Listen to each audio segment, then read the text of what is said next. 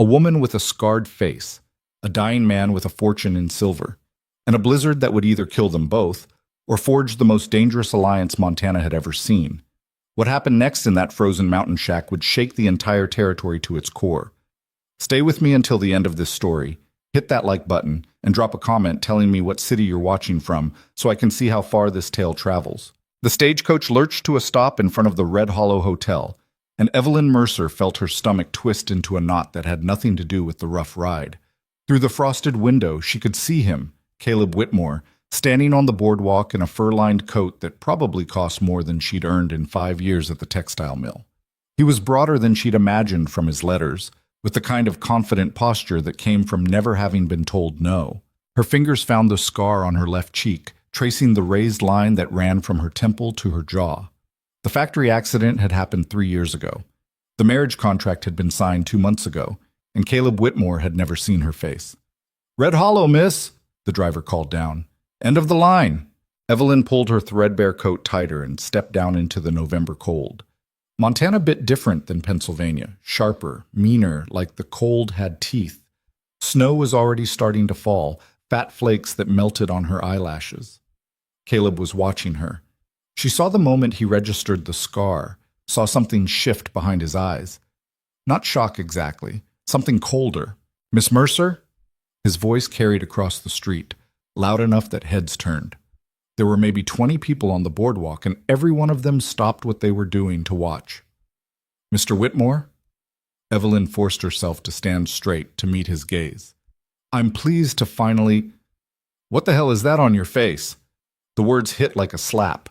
Around them, the street had gone quiet except for the wind and the nervous stamping of horses tied to hitching posts. "I wrote to you about the accident," Evelyn said, hating how small her voice sounded. "The letter I sent in September. You wrote that you'd been injured." Caleb descended the steps slowly, his boots loud on the wooden planks. "You didn't write that you were disfigured." Heat crawled up Evelyn's neck despite the cold.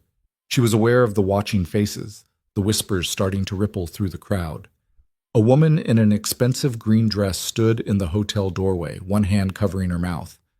"The scar doesn't affect my ability to what? Be seen with me?" Caleb's laugh was harsh. "I'm one of the wealthiest ranchers in the territory, Miss Mercer. I have a reputation to maintain. Standards." Evelyn's hands were shaking. She clenched them into fists inside her coat pockets. "We have a contract." "Had." Caleb pulled a folded paper from his inside pocket. She recognized the marriage agreement, the one she'd signed with such hope back in Philadelphia, imagining a new life in the West. He held it up so everyone could see it, then tore it cleanly in half. "No contract now." The pieces fluttered to the muddy street. "You can't!" Evelyn's voice cracked. "I sold everything to come here. I used my last money for the train fare and the stage. You sent me the ticket yourself. You should have sent a photograph first." Caleb turned away, dismissing her like she was nothing. "There's a boarding house 2 streets over. Mrs. Chen takes charity cases." "I'm not a charity case." The words burst out of Evelyn before she could stop them, sharp and desperate. "I worked 12-hour days in that factory. I saved every penny. I came here because you promised—" "I promised to marry a woman." Caleb glanced back over his shoulder, and his eyes were flat and cruel. "Not whatever you are now." Someone in the crowd laughed.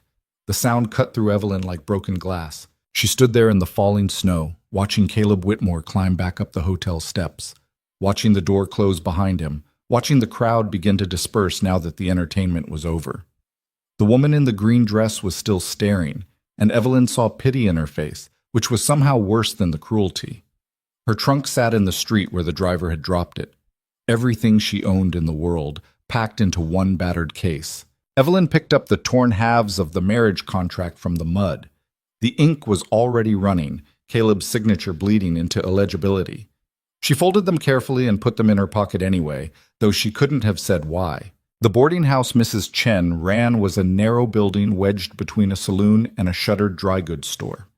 The woman who answered Evelyn's knock was small and ancient, with sharp black eyes that took in everything, the scar, the cheap coat, the desperation. "Rooms are $2 a week," Mrs. Chen said. "Payment in advance."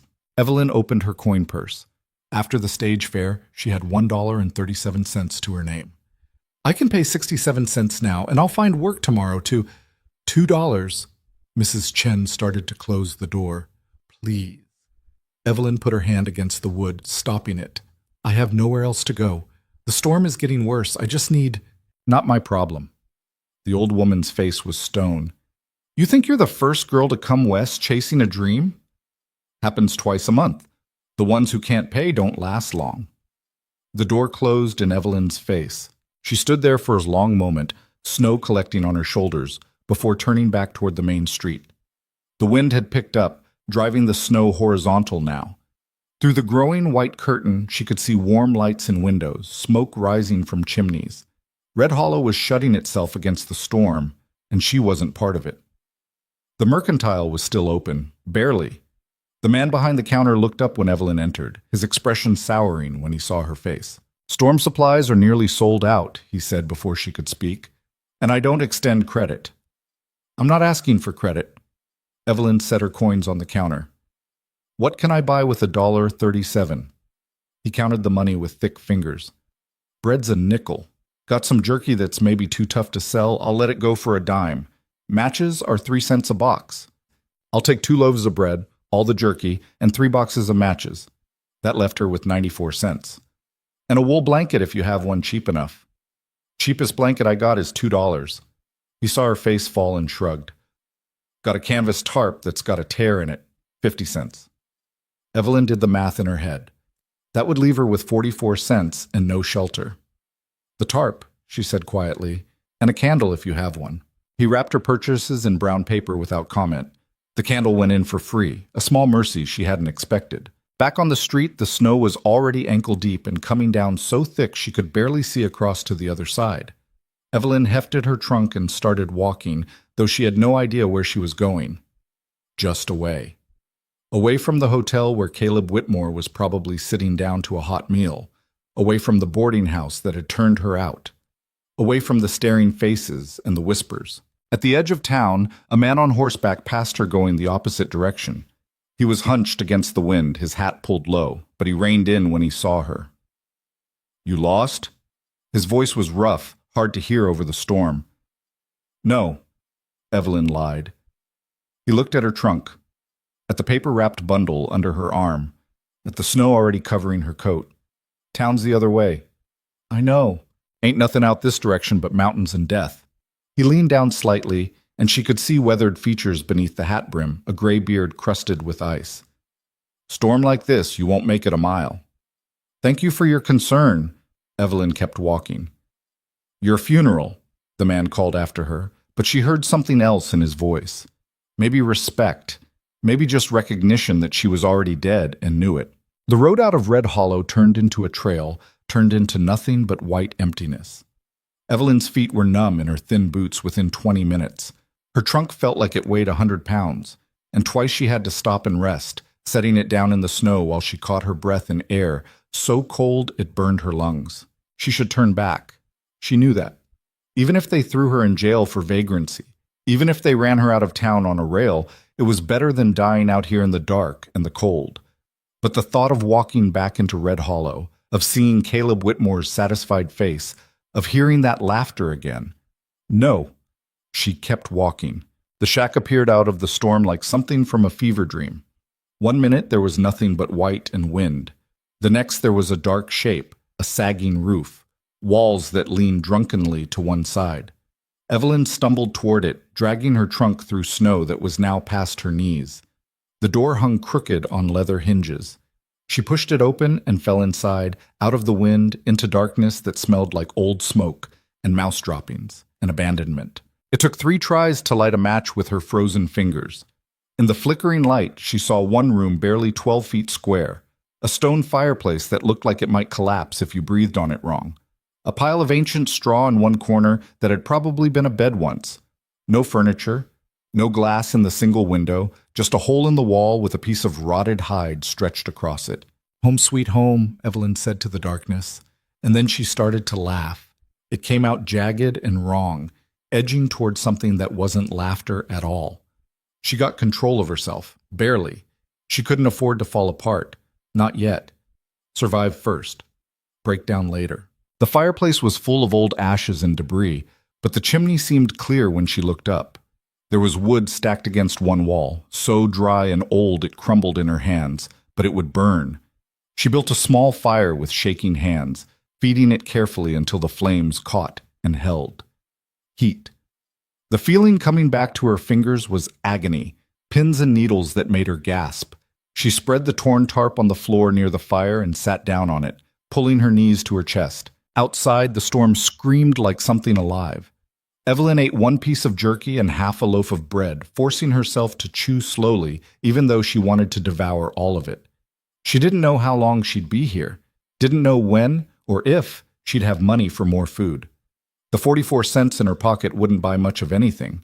The fire burned down to coals. She fed it more wood, then wrapped herself in her coat and lay down on the tarp, as close to the warmth as she dared. Through the hole where the window should be, she could see nothing but white chaos. She thought about her mother, dead 6 years now. Thought about the factory where she'd spent 5 years breathing cotton dust and watching her youth disappear into the machines. Thought about the letter that had arrived 8 months ago, written in Caleb Whitmore's strong hand, talking about Montana and opportunities, and how he was looking for a sensible woman to build a life with. "I don't need beauty," he'd written.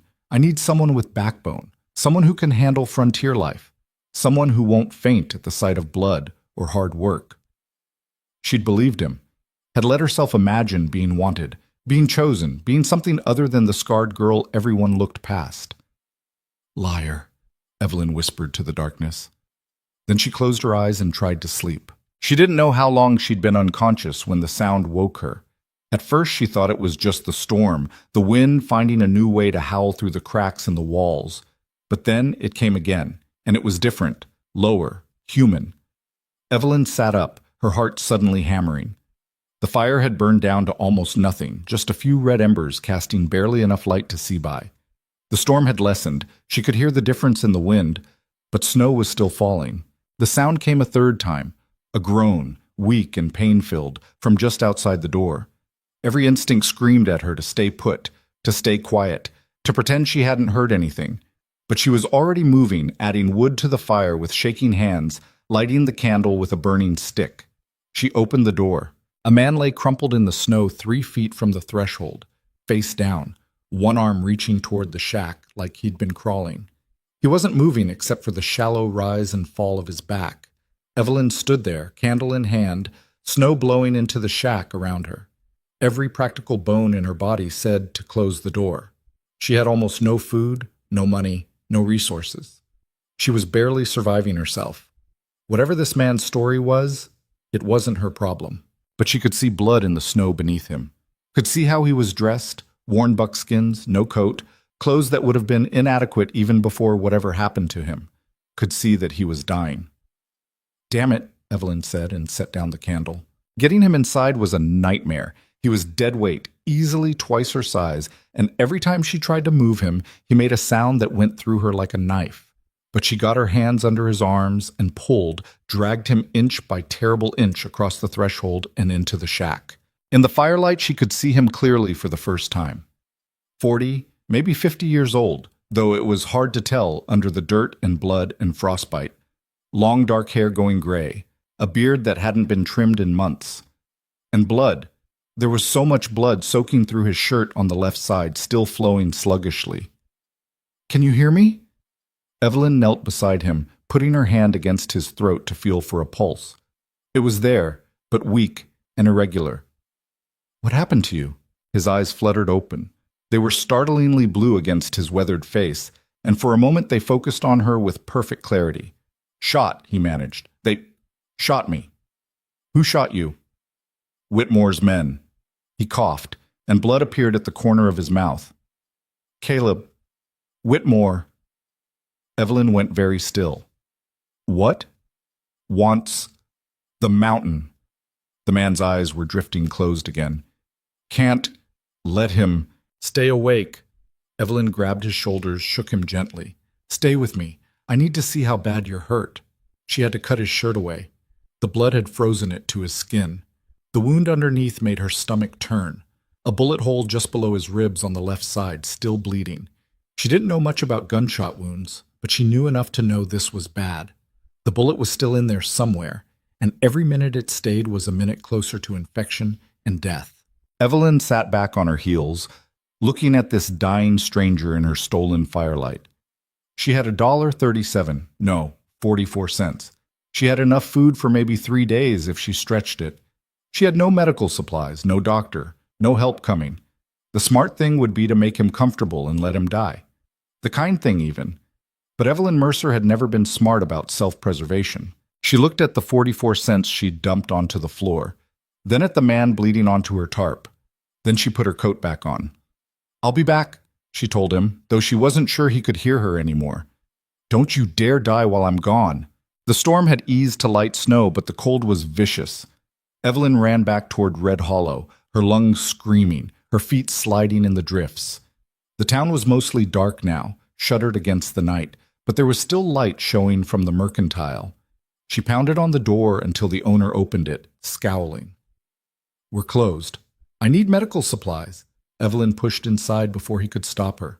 "Bandages, carbolic if you have it, laudanum, needle, and thread. That'll run you $5 at least." He crossed his arms. "Thought you were tapped out." Evelyn pulled off her mother's wedding ring, the only thing of value she owned, and slapped it on the counter. "This is gold, real gold. It's worth 10 times what I'm asking for." He picked up the ring, squinting at it in the lamplight. "Maybe worth $2. It's worth 10 and you know it." Evelyn leaned forward. "A man is dying. I don't have time to argue." Something in her voice must have gotten through to him. He sighed and went to gather supplies, moving with infuriating slowness. Bandages, a brown bottle of carbolic acid, another of laudanum, a needle already threaded with catgut. "This is $3 worth," he said. "I'm being generous." Evelyn took the supplies and ran back into the night, leaving her mother's ring on the counter. Behind her, she heard the mercantile door lock. The stranger was still breathing when she got back, but barely. She built up the fire until the shack was almost warm, then laid out her supplies with shaking hands. The carbolic acid would hurt like hell, but it would clean the wound. The laudanum would help with the pain, she hoped. The needle and thread. She'd never sewn flesh before, but she'd sewn buttonholes for 5 years in the factory. How different could it be? Very different, as it turned out. The man, she still didn't know his name, screamed when she poured the carbolic into the wound, a sound that echoed off the shack's walls and made her want to vomit. But she held him down and kept pouring until the bottle was half empty, washing out as much blood and debris as she could. Finding the bullet was worse. She had to use her fingers, probing into the wound while he thrashed and groaned. Twice she had to stop and step outside to retch into the snow. But finally she felt it, hard and round and foreign, lodged against something that might have been a rib. She got her fingers around it and pulled. The bullet came free in a gush of fresh blood. Evelyn dropped it and pressed a wad of bandages against the wound, applying pressure until the bleeding slowed. Then she picked up the needle. Her hands were surprisingly steady. Maybe because she was too exhausted to shake anymore. Maybe because some part of her had gone numb to all of this. The pain, the fear, the absolute insanity of what she was doing. She sewed him up with small, careful stitches, the way she'd been taught to sew the finest seams. When she was done, the wound was closed, crude but functional. She wrapped it in clean bandages and sat back, looking at her work. He'd stopped screaming, stopped moving altogether. For one terrible moment she thought he was dead, but then she saw his chest rise and fall, slow and shallow but regular. Evelyn collapsed next to him, too tired to even crawl to the tarp. She lay on the cold floor and watched the fire burn, watched the snow fall through the broken window, watched this stranger breathe. "You're welcome," she whispered, and closed her eyes. When she woke, weak gray light was filtering through the window. The storm had finally broken, leaving behind a world buried in white, and the man was watching her. "You saved my life," he said. His voice was rough, barely more than a whisper, but there was wonder in it. Evelyn sat up slowly, every muscle in her body screaming, "Don't thank me yet. You might still die." "What's your name?" "Evelyn Mercer." She moved closer, checking his bandages. They were soaked through with blood and fluid, but the bleeding had stopped. "The wound needs to be cleaned again. This is going to hurt." "Can't hurt worse than getting shot." He watched her work, his blue eyes tracking every movement. "I'm Silas Granger." "Nice to meet you, Silas." Evelyn poured more carbolic over the wound, and he hissed through his teeth but didn't scream this time. "You said Caleb Whitmore's men shot you. Why?" "You know Caleb Whitmore?" "We've met." The bitterness in her voice surprised her. "He's the reason I'm in this shack instead of somewhere warm." Silas was quiet while she rebandaged the wound. When she was done, he said, "There's silver on my mountain. Iron Ridge, about 5 miles north of here. Richest vein in Montana, maybe the whole territory." Evelyn sat back. "And Whitmore wants it." "Whitmore wants everything." Silas's jaw tightened. "I filed the claim 3 years ago, legal and proper. But he thinks because he's rich and I'm just a mountain man living in a cave, he can take it. Sent his boys to kill me and forge a new claim." "They almost succeeded." "Would have if you hadn't—" He trailed off, looking at her with something like awe. "Why'd you do it? You don't know me. Could have let me die and kept your supplies." Evelyn thought about that, about standing in the street while Caleb Whitmore tore up their contract, about the door closing in her face at the boarding house, about all the times in her life she'd been turned away, looked past, dismissed as worthless. "Because someone should have helped me," she said quietly, "and no one did." They sat in silence for a while, listening to the wind outside. Finally, Silas spoke again. "That mine is worth a fortune, hundreds of thousands, maybe millions. Whitmore knows it. That's why he wants me dead." He looked at her, and there was something fierce in his eyes, despite his weakness. "If I die, promise me you'll file the claim yourself. It's in my name now, but I got no family, no one to leave it to. You take it. Use that money to build whatever life you want." "You're not going to die," Evelyn said firmly. "I didn't spend my mother's wedding ring on carbolic acid just to watch you give up." The corner of his mouth twitched. "You spent your mother's ring on me?" "It was all I had left." She shrugged, trying to make it sound casual. "Besides, it's just a ring. She's been gone 6 years. I think she'd understand." Silas reached out and grabbed her hand. His grip was weak but earnest. "Then I owe you more than my life. I owe you everything you gave up to save it." "You don't owe me anything." Evelyn pulled her hand back gently. "Just get better. That's all I'm asking." But even as she said it, she knew things had changed. She'd tied her fate to the strangers when she pulled that bullet from his side. And if Caleb Whitmore's men had tried to kill him once, they'd try again, which meant both of them were in danger now. Evelyn looked at the dying fire, at their dwindling supplies, at the wounded man who held the secret to a silver fortune. Outside, the world was frozen and hostile. Inside, they had maybe 3 days of food and almost no way to defend themselves. But she'd survived this long. She'd made it through the factory, through her mother's death, through coming west on nothing but hope and finding rejection instead. She'd survived Caleb Whitmore's cruelty and a blizzard that should have killed her.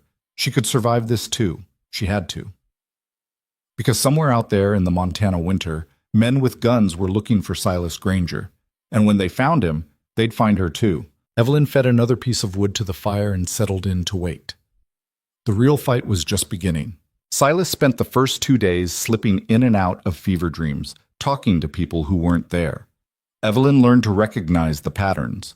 When he was lucid enough to drink water, when he needed more laudanum, when the fever spiked so high she had to pack snow around him to keep him from burning up from the inside. She rationed their food down to nothing. A quarter loaf of bread in the morning, split between them.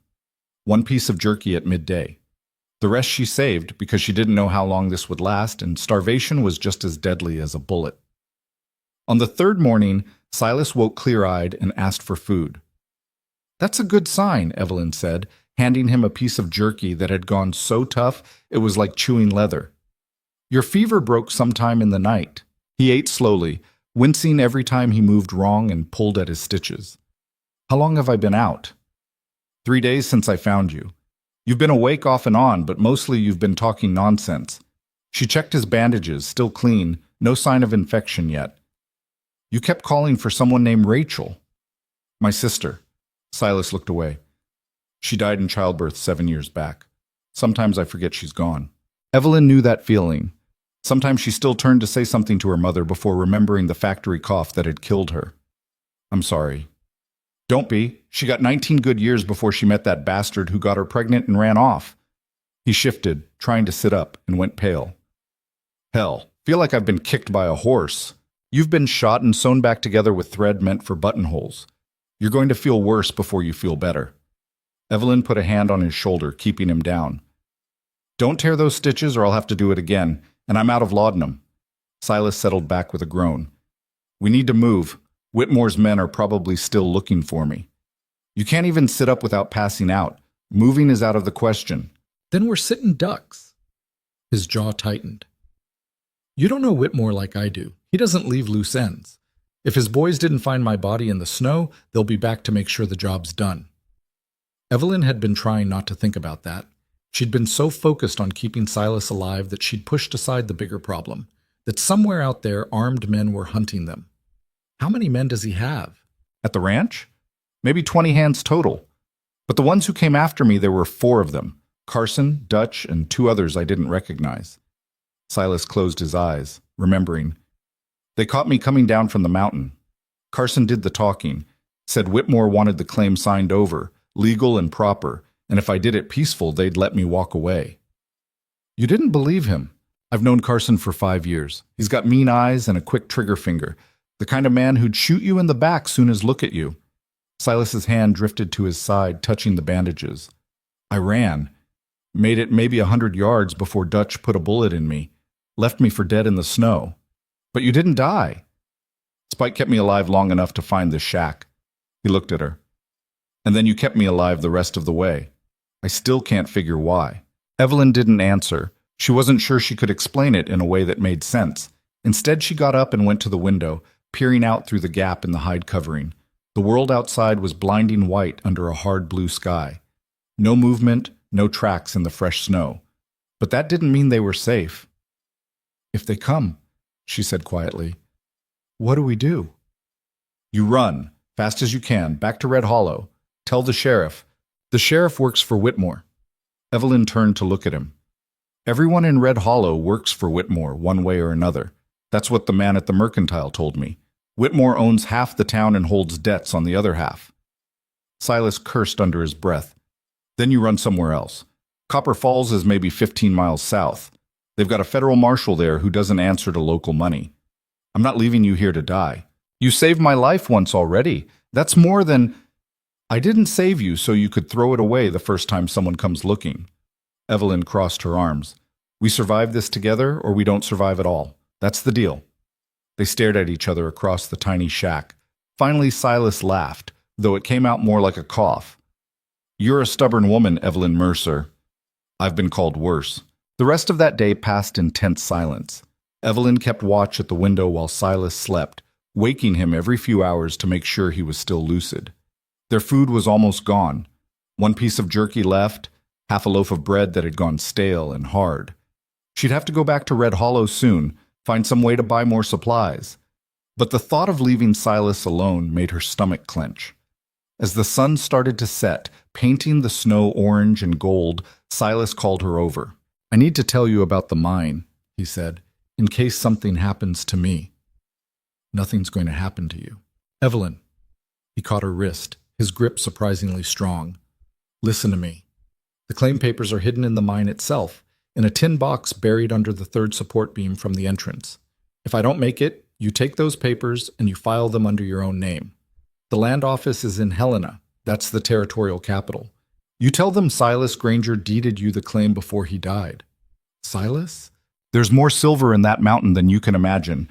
Enough to set you up for life. Enough to buy your way into any society you want, scar or no scar. His eyes were fierce. Whitmore thinks he can take it because I'm nobody. But you could be somebody.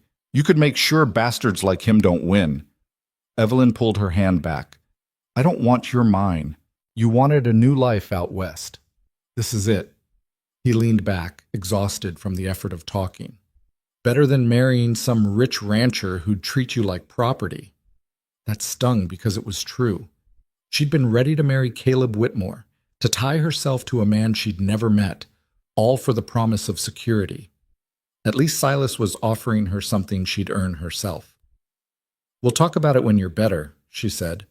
There might not be time for... The sound of horses cut him off. Evelyn's blood went cold. She rushed to the window and peered out through the failing light. 3 riders were coming up the trail from Red Hollow, moving slow and careful through the deep snow. Even from a distance, she could see the rifles across their saddles. "They found us," she whispered. Silas tried to sit up and failed. "Help me to my feet." "You can't even stand. How are you going to—" "There's a rifle behind the woodpile. Old Spencer repeater. Might have 3 or 4 rounds left in it." He was struggling to swing his legs off the tarp. "Get me up and get me that gun." Evelyn looked at the approaching riders, then at Silas, then at the door with its leather hinges that wouldn't stop a strong kick. Every survival instinct she had screamed at her to run, to slip out the back and disappear into the trees, while the riders were focused on the shack. But she'd made her choice 3 days ago when she pulled a bullet out of a dying stranger. She grabbed Silas under the arms and hauled him upright. He swayed, went gray, but stayed on his feet with her supporting most of his weight.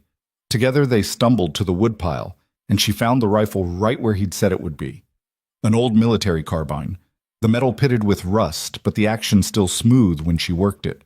4 rounds, Silas confirmed, checking the magazine. "Make them count. I've never shot anyone."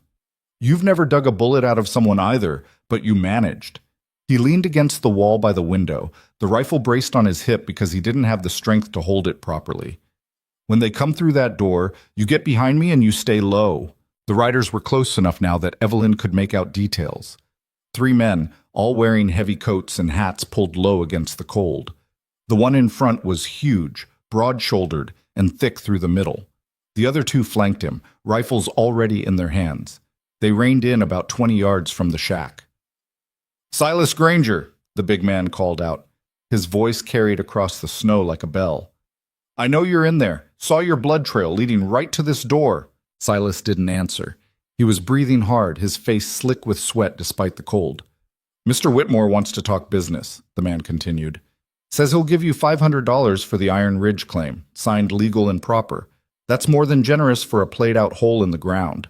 "It's not played out, and we both know it, Carson," Silas finally called back. "Tell Whitmore if he wants the claim, he can go through the proper channels. File a dispute with the land office like everyone else." Carson laughed. "The land office is 3 days' ride from here. You'll be dead of infection in 2. Why don't you make this easy? Sign the papers, take the money, and we'll get you to a real doctor." Evelyn watched the other 2 riders spread out, circling to flank the shack. They were getting into position for an assault, which meant Carson's offer was just talk to keep Silas distracted. "They're not going to let you sign anything," she whispered. "They're going to kill you no matter what you do." Silas knew it too. She could see it in the set of his jaw. "When the shooting starts, you run for the trees. There's a ravine about 50 yards north. You get there and you follow it west. It'll take you down to Copper Falls eventually." "I told you I'm not—" "This ain't up for debate." He looked at her, and there was something like tenderness in his eyes. "You gave me 3 more days I wouldn't have had otherwise. That's a gift. Don't waste it by dying in a shack that's about to become a slaughterhouse." Carson was talking again, still making his fake offers, but Evelyn wasn't listening anymore. She was looking at the back wall of the shack, at the gaps between the logs where the chinking had fallen out, wide enough to squeeze through if she was desperate, wide enough to run. One of the flanking riders had dismounted and was approaching the door, his rifle leveled. The other stayed on his horse, covering the window. "Last chance, Granger," Carson called. "Come out peaceful or we come in hard." Silas raised the Spencer and fired through the window. The shot was deafening in the tiny space.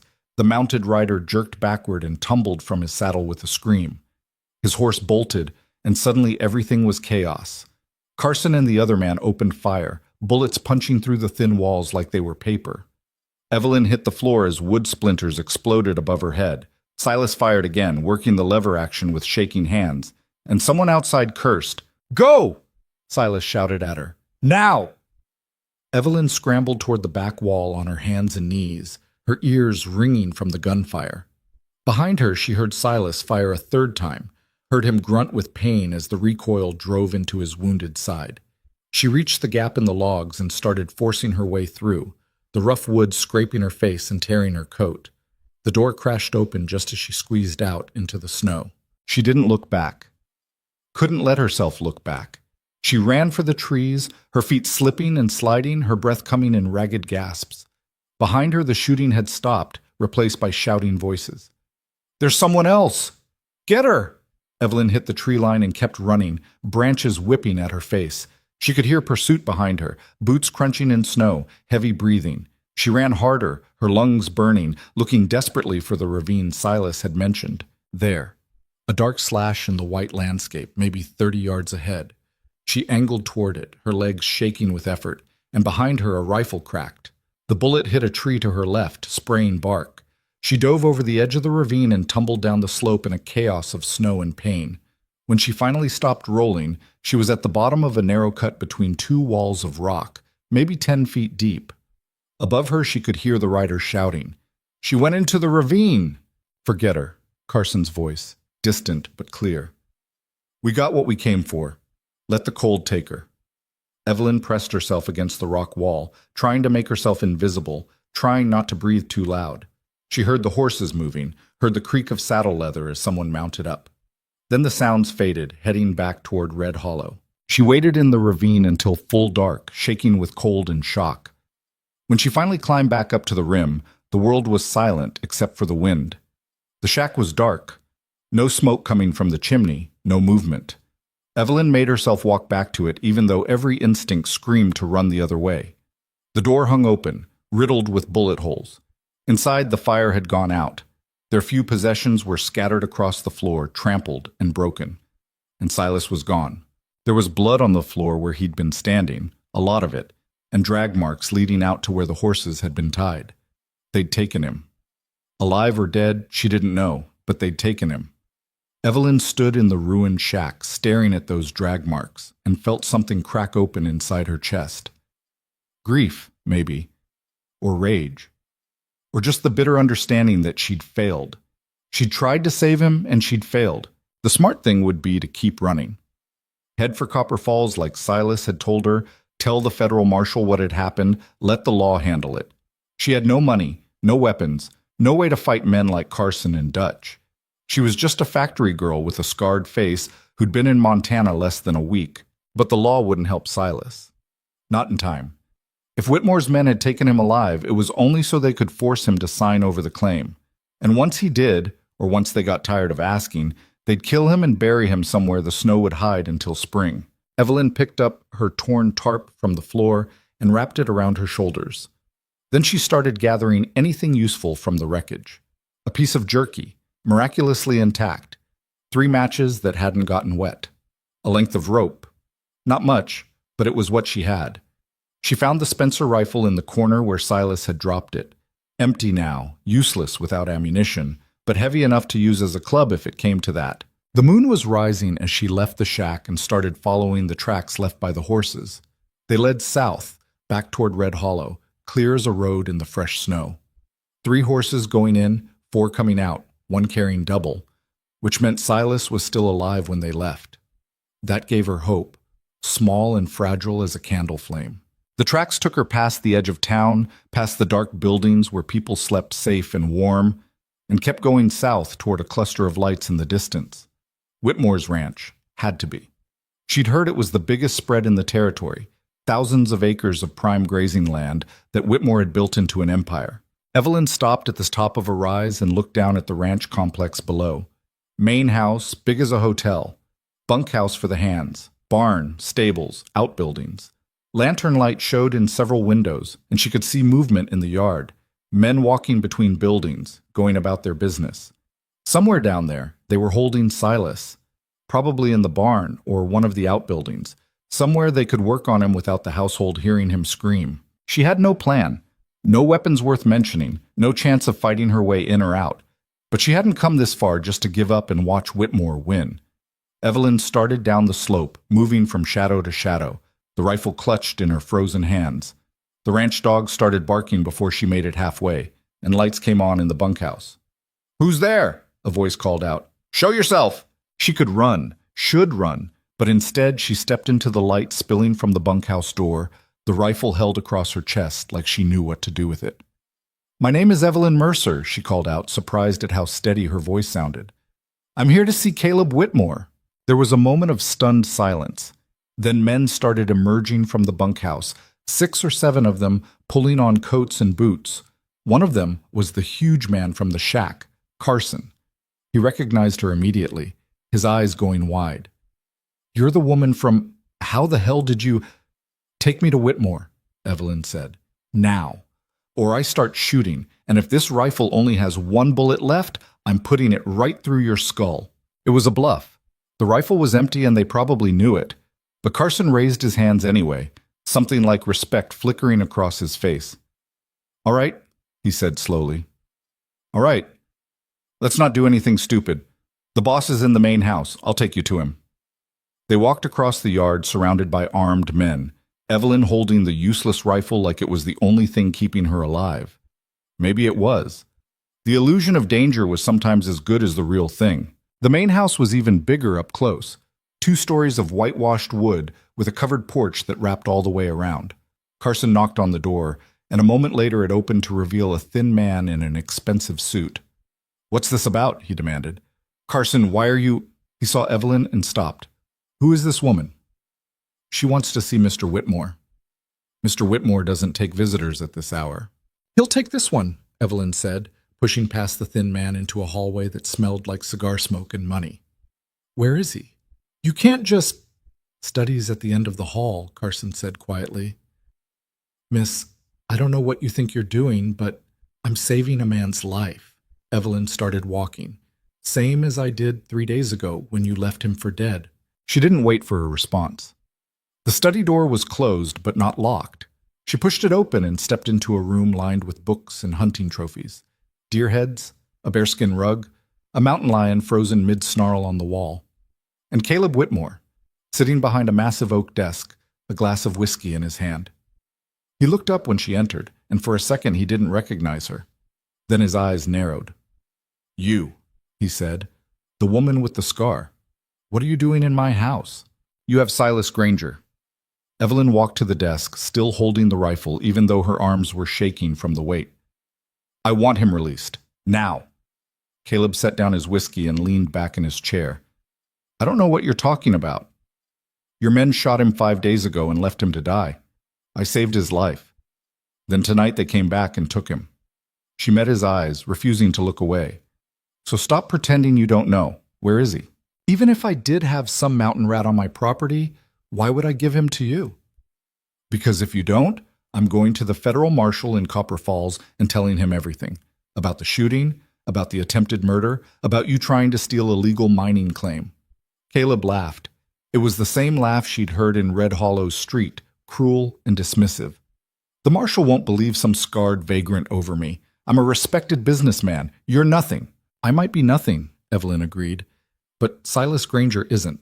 He has claim papers filed in Helena. He has witnesses who can testify that you've been threatening him for months.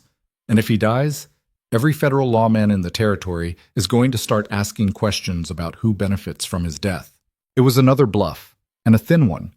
But Evelyn had learned something working in the factory. Powerful men were used to people being afraid of them. And sometimes the best weapon was refusing to show fear, even when you felt it eating you from the inside. Caleb studied her for a long moment. "You came all the way down here, walked right into my ranch surrounded by my men, to threaten me over some nobody who isn't even your concern. Why?" "Because someone should have helped me when I needed it," Evelyn said quietly. "And no one did. I'm not letting that happen to someone else." Behind her, she heard footsteps in the hallway. Carson's voice, low and urgent, talking to someone. Then another voice she recognized, and her stomach dropped. Silas stumbled through the door, held upright by Dutch and another man. His face was battered, fresh blood running from a split lip. But he was alive. When he saw Evelyn, his eyes went wide. "What the hell are you doing here?" he demanded. "I told you to run." "I don't take orders well," Evelyn said. Then to Caleb, "Let him go. Or what? You'll shoot me with that empty rifle?" Caleb stood up, walking around the desk. "Carson told me you pulled a bullet out of this fool and stitched him up in that shack. That took guts. Stupid guts, but guts nonetheless." He stopped a few feet away, looking her up and down. "You know what I think? I think you're tougher than you look, which gives me an idea." Evelyn's grip tightened on the rifle. "What idea?" "The mining claim is worth maybe $200,000 if the silver runs as deep as Granger claims." "That's a lot of money." Caleb circled her slowly, like a buyer examining livestock. But I'm a businessman. I don't like loose ends or federal marshals asking questions. So here's my offer. You convince Granger to sign over the claim voluntarily, right here and now, and I'll give you both $5,000 and safe passage out of Montana, enough to start over somewhere else. Don't listen to him, Silas said. His voice was rough, strained. He'll kill us both the second I sign. Actually, I won't. Caleb returned to his desk and pulled out a sheet of paper. Because Miss Mercer is going to sign a document stating that the transfer was voluntary and legal, and that you're leaving the territory of your own free will. Then she's going to take that document to the federal marshal herself and confirm the story. He looked at Evelyn. With her as a witness, there's no crime, just a simple business transaction between civilized people. It was clever. Evelyn had to give him that. By making her complicit, Whitmore protected himself from any future accusations, and $5,000 was more money than she'd see in 10 lifetimes of factory work. And if I refuse, she asked, then I kill Granger right now, in front of you, and have Carson bury you both somewhere the wolves will find you before spring. Caleb's voice was pleasant, conversational. Your choice. Evelyn looked at Silas. His face was beaten to hell, but his eyes were clear and fierce. He gave a tiny shake of his head. She thought about the marriage contract torn up in the street, about the door closing in her face at the boarding house, about every time in her life someone had told her she was worthless, that her scar made her less than human, that she should be grateful for scraps. She thought about the mine, hidden in Iron Ridge, worth a fortune that men would kill for. And then she lowered the rifle. All right, she said quietly. We'll sign.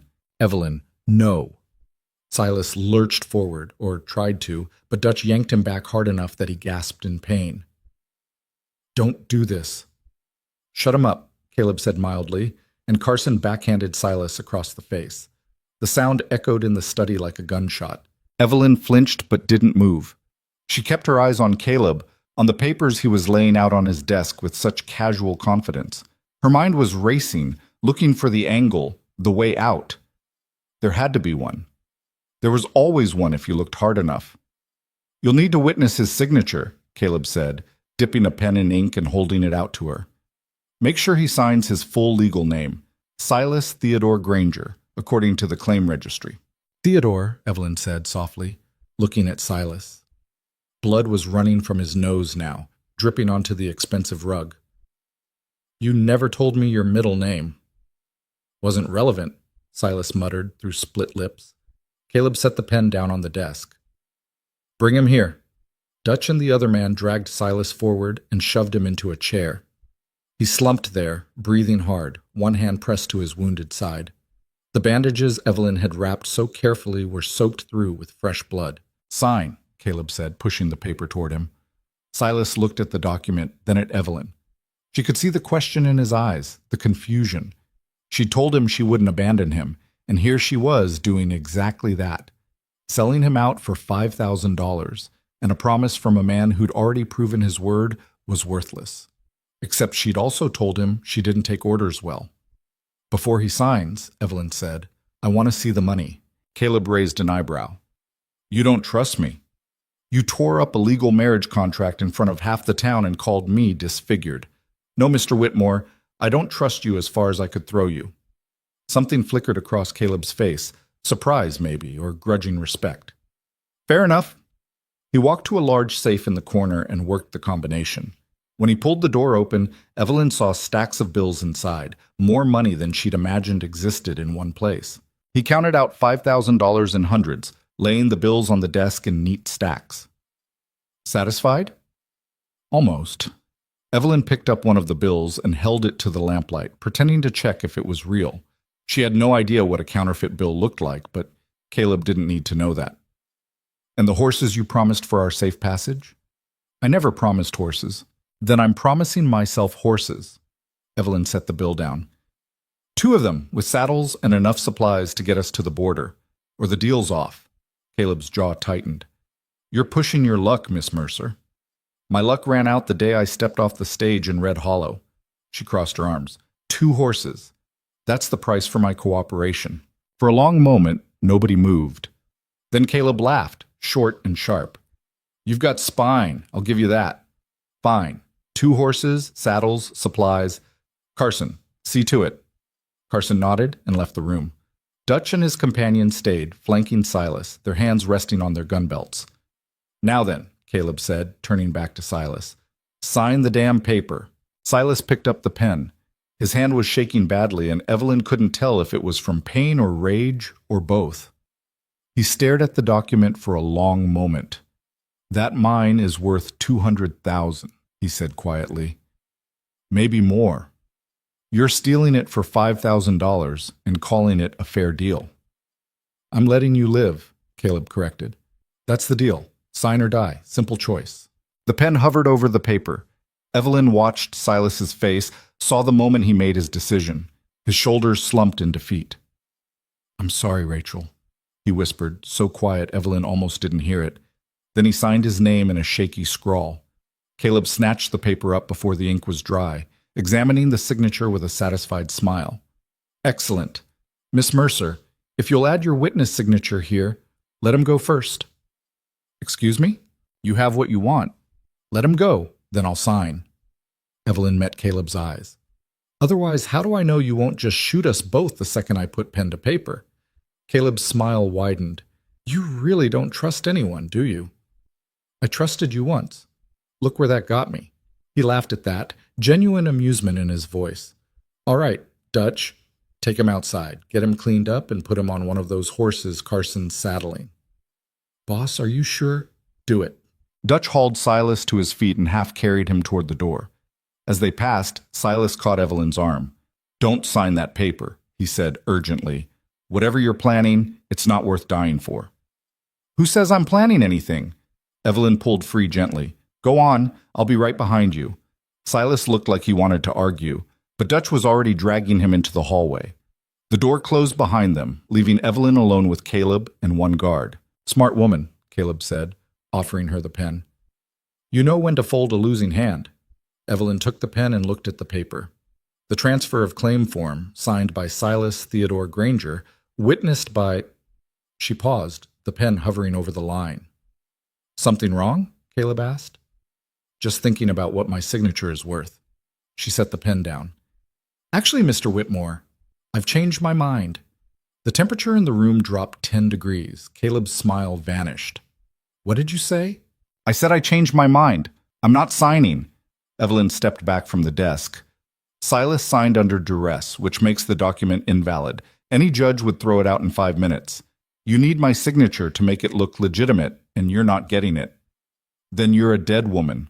Caleb's hand moved toward the gun on his hip. Maybe. But so are you. Evelyn pulled something from her coat pocket, the torn halves of the marriage contract, the ones she'd picked up from the street in Red Hollow. I kept these. And I'm going to tell everyone who will listen how Caleb Whitmore brought a woman all the way from Pennsylvania on false pretenses, humiliated her publicly, then left her to die in a blizzard. You think your reputation can survive that? The great Caleb Whitmore, respected businessman, terrorizing women and stealing from dying men. All at what each boom. No one will care about some factory girl with a scar. You're right. They won't care about me. Evelyn took another step toward the door. But they'll care about you. Because if you can do this to me, you can do it to anyone. Every rancher who owes you money, every merchant who depends on your business, they'll all start wondering when you're going to turn on them next. It was a desperate gamble, all bluff and no substance. But she saw something flicker in Caleb's eyes. Not fear exactly, but calculation. You think you're clever, he said slowly, but you're forgetting something. I have your mountain man, and I have a dozen men who'll swear he signed that paper willingly. Your word against all of ours. True. Evelyn reached the door and put her hand on the knob. But I've got nothing to lose. You've got everything. Let's see who blinks first. She yanked the door open and ran. Behind her, Caleb shouted for the guard. Footsteps pounded after her as she sprinted down the hallway, through the front door, out into the cold night air. The yard was chaos. Men running, horses stamping, someone yelling about the woman from the study. Evelyn saw Silas near the barn, already mounted on a black gelding, holding the reins of a second horse.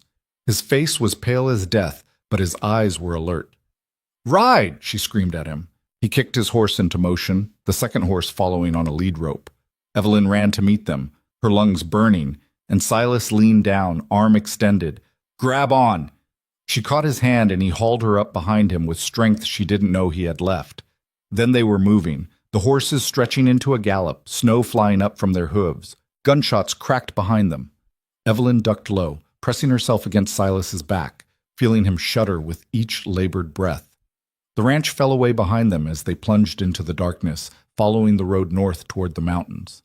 They rode hard for maybe 10 minutes before Silas slumped forward over the horse's neck. "I can't," he gasped. "Evelyn, I can't." She grabbed the reins from his weakening grip and pulled both horses to a stop. Silas slid sideways and she barely caught him, easing him down into the snow. His shirt was soaked with blood, the stitches torn open from the beating and the ride. "Stay with me," she said, her hands already moving to check the wound. It was worse than before, bleeding freely, and she had no supplies to stop it. Nothing but snow and darkness and the sound of pursuit getting closer. "Leave me," Silas mumbled. "Take the horse and go." "Shut up."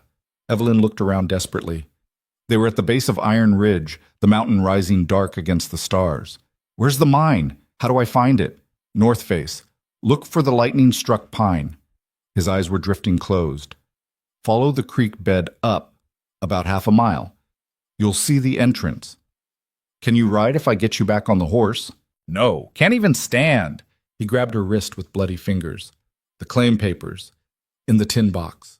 Under the third beam. You take them, and you run." "I'm not leaving you here to—" "They're coming." Silas's grip tightened. "You hear that? They're coming, and I'm dead weight. If you stay, we both die. If you go, at least one of us lives." Evelyn could hear it now. Horses. Lots of them. Moving fast through the night. Maybe 5 minutes away, maybe less. She looked at Silas, bleeding and broken in the snow. Looked at the mountain looming above them. Looked at the two horses, stamping nervously, ready to run. "I hate you for this," she said. "I know." Silas smiled, blood on his teeth. "But you'll survive. You're tough. Tougher than me." Evelyn stood up, her whole body shaking. She grabbed the reins of both horses and started leading them toward the north face of the mountain. Behind her, Silas called out weakly, "Evelyn, thank you for everything." She didn't answer, couldn't answer. If she tried to speak, she'd start screaming and never stop. The lightning-struck pine was right where Silas said it would be, a massive ponderosa split down the middle by some long-ago storm. Past it, a frozen creek bed led upward into the darkness.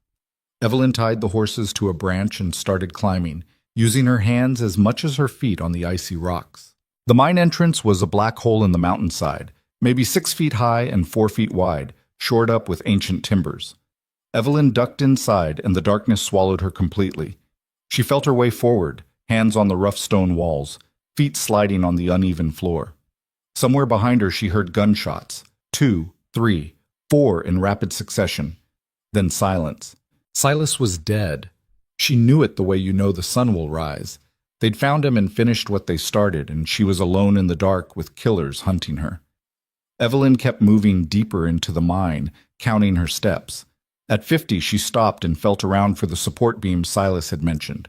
Her fingers found rough-hewn wood, and she started counting. First beam, second beam, third beam. She knelt and started digging in the dirt at its base, her nails breaking, her hands going numb from cold. After what felt like hours, but was probably minutes, her fingers hit something metal. The tin box was smaller than she expected, maybe the size of a cigar box, rusted shut from years underground. She pried it open and felt inside, finding folded papers stiff with age and moisture. Outside the mine, she heard voices. "Tracks lead right up to that pine tree." "Check the mine entrance." Evelyn shoved the papers inside her coat and looked around frantically. The mine continued deeper into the mountain, but she had no light, no way to navigate. If she went in there, she'd get lost in the dark and die of cold before morning. But if she stayed here, they'd find her in seconds. She went deeper.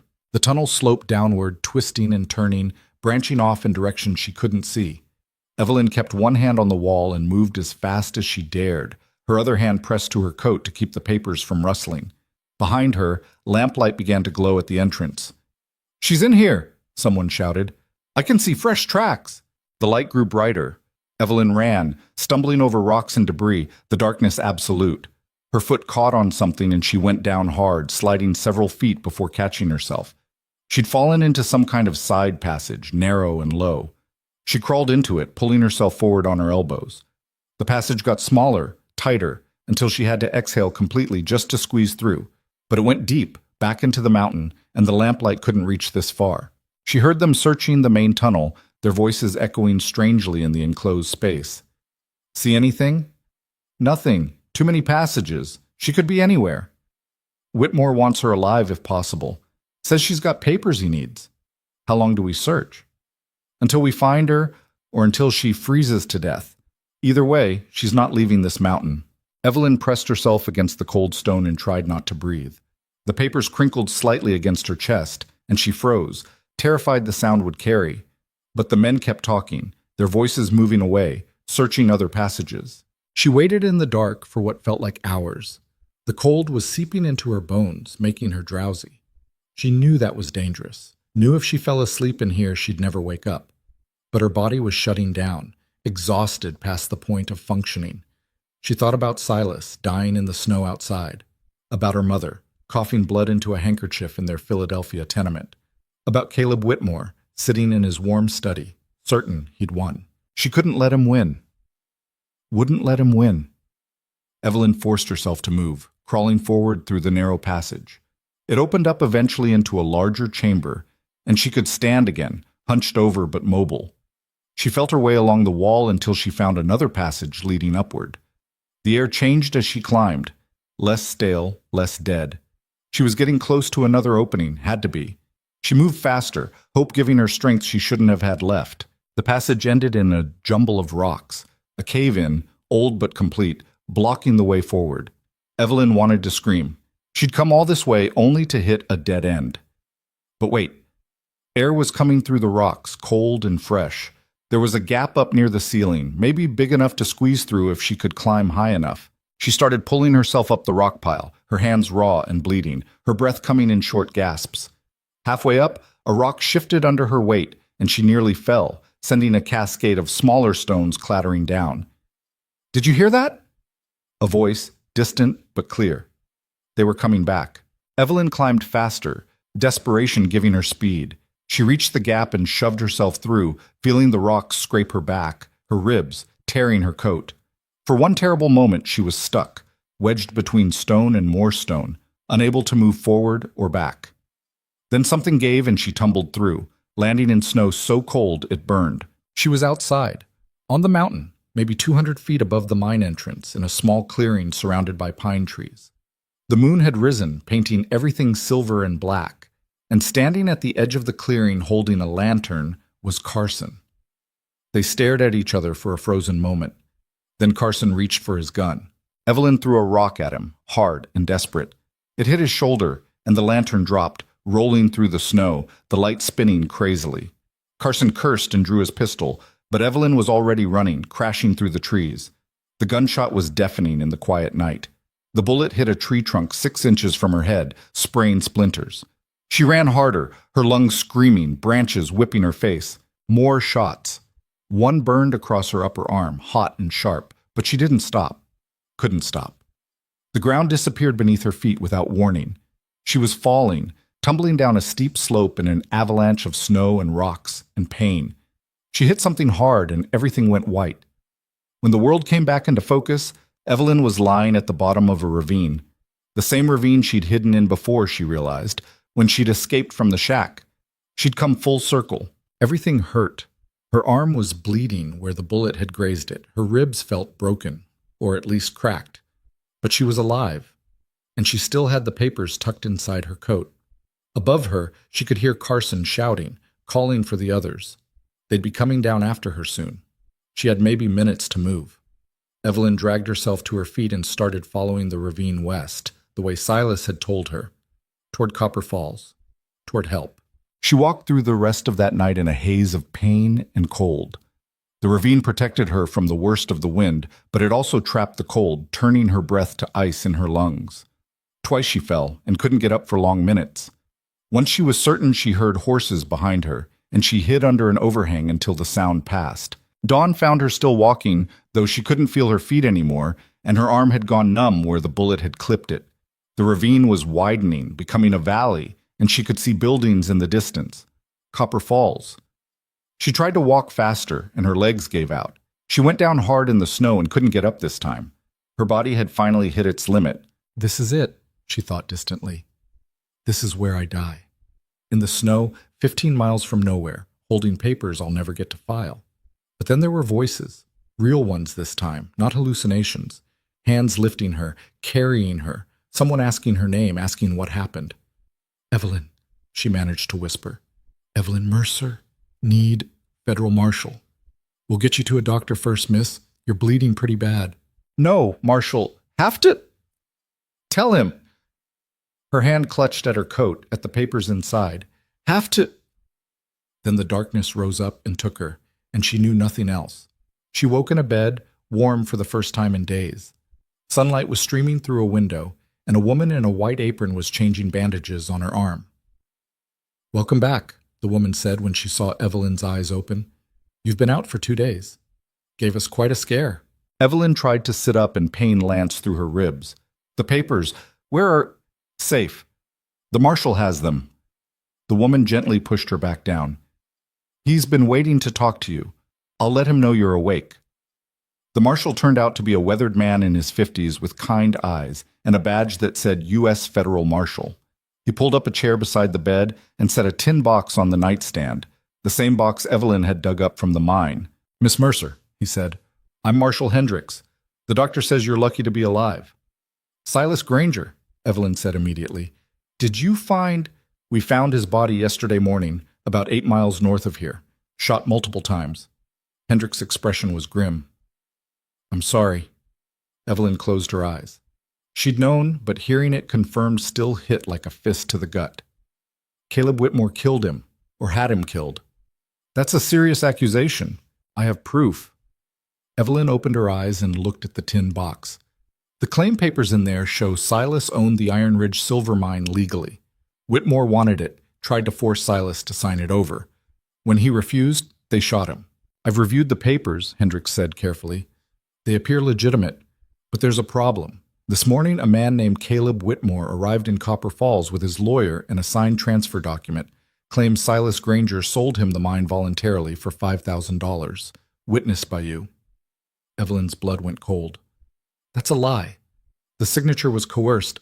I was there, I saw it. I believe you, Miss Mercer. Hendricks held up a hand. But it's going to be your word against his in front of a territorial judge. And Whitmore's got money for expensive lawyers. Then what do I do? You tell me everything that happened, every detail, and I'll build a case that even expensive lawyers can't knock down. He pulled out a notebook. Start from the beginning. When did you first meet Silas Granger? Evelyn talked for hours, telling him everything. The blizzard, the shack, digging the bullet out of Silas's side. The attack by Carson and his men, the confrontation at Whitmore's ranch, the escape, and Silas's death. Hendricks wrote it all down, asking questions, clarifying details. When she finished, he sat back and studied his notes. This is enough for an investigation, he said finally. Maybe even enough for an arrest warrant, but it's going to take time. Whitmore's got friends in the territorial government. This won't be quick or easy. How much time? Months, maybe. We'll need to interview witnesses, gather evidence, build an airtight case. He looked at her seriously. In the meantime, you need to stay safe. If Whitmore thinks you're a threat, he already knows I'm a threat. He's known since I walked out of his study with those claim papers. Hendricks nodded slowly. Then we keep you here under protection until the trial. No. Evelyn pushed herself upright despite the pain. I'm not hiding while Whitmore runs free. There has to be something else. Like what? She thought about it, her mind racing. Silas said the mine was worth hundreds of thousands, maybe millions. If I could prove that, prove there's enough money at stake to kill for, it strengthens the motive. You want to go back to that mine? I want to file the claim in my name, Evelyn said. Silas told me to, if anything happened to him. Said he had no family, no one to leave it to. The claim papers list him as sole owner. If he's dead and I file as his heir, and you're not his heir. You have no legal relationship to him. But he wanted me to have it. That has to count for something. Hendricks looked at her for a long moment. "You're either very brave or very foolish, Miss Mercer." "I've been called both." Evelyn met his eyes. "What do I need to do to file that claim?" "You need to go to Helena, to the Territorial Land Office. Present the original claim papers and Granger's death certificate. Then file a new claim as the discoverer of record, since the original claimant is deceased." He paused. "But Whitmore's going to fight it. He'll say Granger sold him the claim before he died." "Then I'll fight back." Evelyn's hand found the papers in the tin box, touching them like a talisman. "I didn't pull a bullet out of that man and watch him die just to let Whitmore steal what he died protecting." The marshal stood up, pocketing his notebook. "I'll arrange an escort to Helena. It's a 3-day ride, and if Whitmore figures out what you're doing, he'll send his men after me. I know." Evelyn lay back against the pillows, exhausted but determined. "Let him try." Marshal Hendricks left 2 deputies outside Evelyn's room that night, and she heard them take up position in the hallway with the kind of heavy footsteps meant to reassure. But reassurance was hard to come by when every shadow looked like a man with a gun, and every creaking floorboard sounded like someone coming to finish what Carson had started. She didn't sleep, just lay there staring at the ceiling, running through everything that had happened, trying to find the mistakes she'd made. Maybe she should have let Silas die in the snow outside that shack. Maybe she should have taken the $5,000 and run. Maybe she should have never gotten on that stage in Philadelphia in the first place. But regret didn't change anything. Silas was still dead, and she was still alive. And somewhere out there, Caleb Whitmore was planning his next move. The doctor cleared her for travel 2 days later, though he made it plain he thought she was crazy. "Those ribs need another week at least," he said, wrapping them tight with clean bandages. "And that arm wound could still get infected if you're not careful." "I'll be careful," Evelyn lied. Hendricks had arranged for a wagon rather than horses, which was both a mercy and an insult. Evelyn couldn't have ridden horseback if her life depended on it, but sitting in a wagon like an invalid made her feel weak. Still, she climbed onto the bench beside the driver without complaint and tucked the tin box containing Silas's claim papers under her coat. The escort was 4 men, 2 deputies riding ahead, 2 behind. All of them looked young and nervous, which didn't inspire confidence. But they had rifles and knew how to use them, and that would have to be enough. 3 days to Helena if the weather holds, the driver said. He was an older man with a face like cracked leather and hands that never left the reins. "Might be 4 if we hit snow in the passes." "Let's hope for 3, Evelyn said. They made good time the first day, following the main road through pine forests and frozen meadows. Evelyn watched the landscape roll by and tried not to think about what waited in Helena. The land office, the lawyers, the fight that was coming. She'd never been in a courtroom, never faced down anyone more powerful than a factory foreman. But she'd also never dug a bullet out of a dying man or escaped from a mine full of killers, and she'd managed those.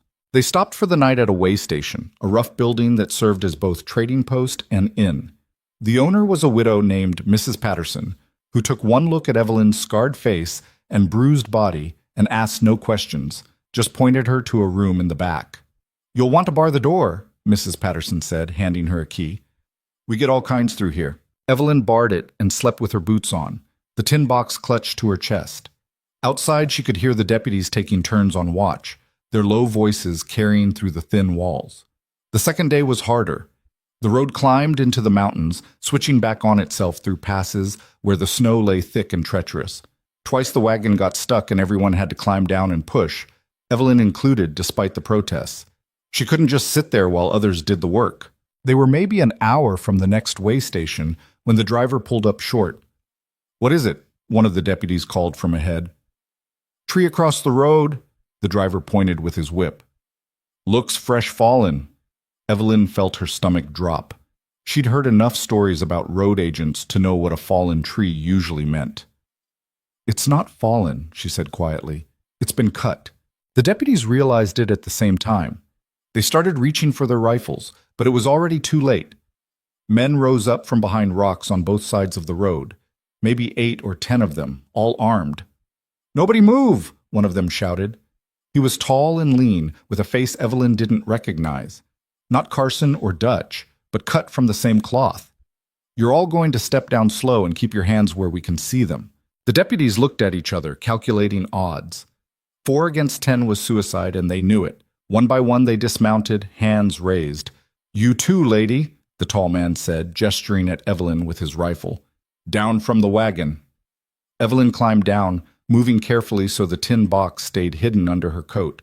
Her ribs screamed in protest, but she kept her face blank. This is a federal escort, she said, trying to sound braver than she felt. You're interfering with... I know exactly what I'm interfering with, Miss Mercer. The tall man walked closer, his rifle pointed casually at her chest. Mr. Whitmore sends his regards, says you've got something that belongs to him. I don't have anything of his. The claim papers. Hand them over and we'll let you walk away from this. Resist and things get messy. One of the deputies, the youngest one, started to move. You can't just... The tall man shot him. Just like that. No warning, the rifle cracking sharp in the cold air. The deputy went down with a hole in his chest and didn't move again. Evelyn heard someone screaming and realized it was her. The other deputies were shouting, reaching for their weapons, but more shots rang out and 2 more men fell. The 4th deputy managed to get his rifle up and fired, hitting one of the road agents in the shoulder before someone shot him in the head. Then it was quiet, except for the ringing in Evelyn's ears and the sound of her own ragged breathing. 4 men dead in the span of maybe 10 seconds. The driver was on his knees in the snow, hands up, begging for his life. Please, he was saying, please, I got grandchildren, I'm just trying to... They shot him too. Evelyn stood frozen, unable to move, unable to think. The tall man walked over and grabbed her coat, ripping it open. The tin box fell out and hit the ground. There we go, he said, bending to pick it up. That wasn't so hard, was it? You killed them. Evelyn's voice didn't sound like her own. You killed them. Had to make a point. He tucked the tin box under his arm. Can't have people thinking they can interfere with Mr. Whitmore's business and walk away clean. What about me? The words came out flat, emotionless. She was already dead. Had to be. This couldn't be real. You? The tall man considered. Mr. Whitmore said to bring you back if possible. Wants to talk to you before he decides what to do. But if you give us trouble... He didn't finish the sentence, didn't need to. Evelyn looked at the bodies scattered in the snow, at the blood turning the white ground red, and nodded slowly. I won't give you trouble. They tied her hands and put her on one of the dead deputies' horses. Then they rode north, away from the road, into country Evelyn didn't recognize. The tall man kept the tin box, checking it periodically like he was afraid it might disappear. Evelyn rode in silence and tried to think. The papers were gone. The deputies were dead. No one knew where she was, except the men who'd taken her, and they worked for Whitmore. By the time anyone found the bodies and started asking questions, she'd be long dead and buried somewhere the wolves would scatter her bones. But she wasn't dead yet, and as long as she was breathing, there was still a chance. They rode until dark and made camp in a shallow canyon that blocked the wind. The men built a fire and posted guards while the rest ate jerky and hardtack. No one offered Evelyn any food, though one of them brought her water after the tall man, she'd heard the others call him Reed, told him to.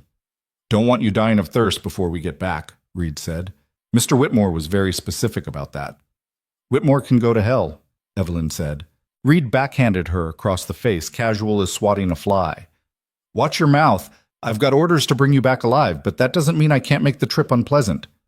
Evelyn tasted blood where her lip had split against her teeth.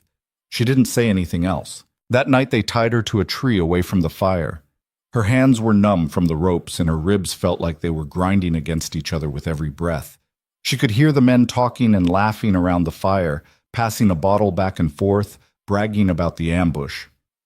Did you see that one kid's face when Reed shot his partner? One of them said. Thought he was going to piss himself. Should have let him. Would have been funny. More laughter. Evelyn closed her eyes and tried not to listen. Tried not to think about the deputies who'd died trying to protect her. Young men with families, with futures, cut down because Caleb Whitmore wanted a silver mine. She must have dozed off because she woke to someone shaking her shoulder. It was still dark. The fire burned down to embers. One of the guards stood over her, a nervous-looking man with a patchy beard. You awake? He whispered. Evelyn nodded, confused. Listen close. I'm going to untie you and you're going to run. There's a creek about 200 yards that way. He pointed into the darkness. Follow it east and you'll hit the main road by morning. Why are you... Because I didn't sign up to kill federal deputies. His hands were already working at the ropes. Reed's crazy, and Whitmore's worse. I want no part of what's coming. The ropes fell away and feelings started coming back to Evelyn's hands in painful pins and needles. They'll know you let me go. I'll say you got loose somehow. Now go before I change my mind. Evelyn didn't argue. She ran into the darkness, her ribs screaming, her hands useless from the ropes. Behind her, she heard the guard call out in fake alarm. She's loose! The woman's loose! Shouts erupted from the camp. Someone fired a shot, but it went wide, hitting nothing. Evelyn kept running, crashed through brush she couldn't see, fell twice and dragged herself back up. She found the creek by sound more than sight, and followed it east like the guard had told her. She could hear pursuit behind her, men thrashing through the undergrowth, cursing. But the darkness was her ally now. They had to be careful with their lanterns or risk giving away their position. She just had to run. The creek led her down into a narrow gorge, the water frozen solid beneath a skim of snow. Evelyn followed it for what felt like hours, her breath coming in ragged gasps, her body running on nothing but desperation. Several times she heard the men close by, their voices echoing off the gorge walls, but they never spotted her. Dawn was breaking when she finally stumbled out onto the main road. She stood there swaying, trying to decide which direction to go, when she heard hoofbeats. A single rider was coming from the south, moving fast. Evelyn almost ran back into the trees, thinking it was one of Reed's men, but then she saw the badge pinned to his coat. Marshal Hendricks reined in hard when he saw her. "Miss Mercer, what in the name of... Where's the escort?" "Dead." Evelyn's legs gave out and she sat down hard in the road. "Reed and his men ambushed us, killed everyone, took the claim papers." Hendricks was off his horse in seconds, kneeling beside her. "How many men?" 10, maybe. They took me north, but I escaped. The guard let me go. I don't know why." She was babbling now, the words spilling out. "They're still looking for me. Reed said Whitmore wants me alive. I'm getting you out of here." Hendricks lifted her onto his horse like she weighed nothing. "Can you ride?" "I don't have a choice." He swung up behind her and kicked the horse into a gallop. They rode hard for an hour before he finally slowed, checking over his shoulder for pursuit. Nothing but empty road behind them. "I heard about the ambush from a trapper heading south," Hendricks said. "Found the bodies this morning. I was tracking you when you stumbled onto the road. The papers are gone. Reed has them. Papers can be replaced. You can't." He urged the horse into a trot. "We're going straight to Helena. No more stops, no more way stations. Whitmore thinks he's won, and that gives us an advantage." "What advantage?" "He has everything. The mine, the papers. The witness is dead. He has papers that prove Silas Granger owned a mine. But he doesn't have you." Hendricks glanced back at her. "You were there, Miss Mercer. You witnessed everything. That makes you evidence Whitmore can't destroy. He's trying hard enough. Which tells me we're on to something bigger than just a mining claim." Hendricks kept scanning the road ahead, his hand never far from his gun. "When we get to Helena, you're going straight to the territorial governor. Tell him everything, on the record. Once your testimony is official, killing you becomes worthless. The damage is already done." Evelyn wanted to believe him, but she'd seen what Whitmore was capable of, seen the bodies in the snow, and she knew men like that didn't care about official records or territories. They only cared about winning. They reached Helena 2 days later, both of them exhausted and half frozen. The territorial capital was bigger than Red Hollow, bigger than Copper Falls, a real city with brick buildings and paved streets, and people who looked at Evelyn's scarred face with only passing interest. Hendricks took her straight to the governor's office, an imposing building near the center of town. A clerk tried to turn them away, but Hendricks showed his badge and pushed past. "I need to see Governor Harrison. Federal matter." "The governor is in a meeting." "Get him out of it." The clerk took one look at Hendricks' face and disappeared through a side door. 5 minutes later, he returned with a portly man in an expensive suit who looked annoyed until he saw Evelyn. "What happened to this woman?" "Ambush on the Helena Road," Hendricks said. 4 federal deputies murdered, mining claim theft, attempted kidnapping, and it all leads back to Caleb Whitmore. The governor's expression changed. "That's a serious accusation, Marshal." "I have serious evidence, starting with Miss Mercer's testimony." Hendricks guided Evelyn to a chair. "Tell him what you told me. Everything." So Evelyn talked. Again. The whole story from beginning to end, every detail she could remember. The governor listened without interrupting, his face growing darker with each new revelation. When she finished, he sat back and exhaled slowly. If even half of what you're saying is true, this is the biggest scandal Montana Territory has seen in a decade. It's all true, Evelyn said. Every word. The problem is proof. The governor steepled his fingers. Whitmore has the claim papers now. He'll file them under his own name and swear up and down that Granger sold them to him willingly. Your testimony helps, but juries don't trust women with scars, Evelyn finished bitterly, especially when they're going up against rich men.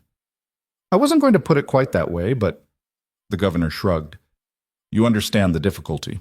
What if we could prove the mine is worth what Silas claimed? Hendricks leaned forward. 200,000, maybe more. That establishes motive for murder. You'd need an independent assay, and even then, it only proves the mine is valuable, not that Whitmore killed for it. Evelyn thought about the mine, the dark tunnels where she'd almost died. I can take you there, show you exactly where Silas said the silver runs deepest. If we bring in a mining engineer, that could take weeks, the governor interrupted. And in the meantime, Whitmore will have filed his claim and taken possession. The longer we wait, the harder this becomes. Then what do we do? Evelyn felt the last of her hope starting to crack. Let him win?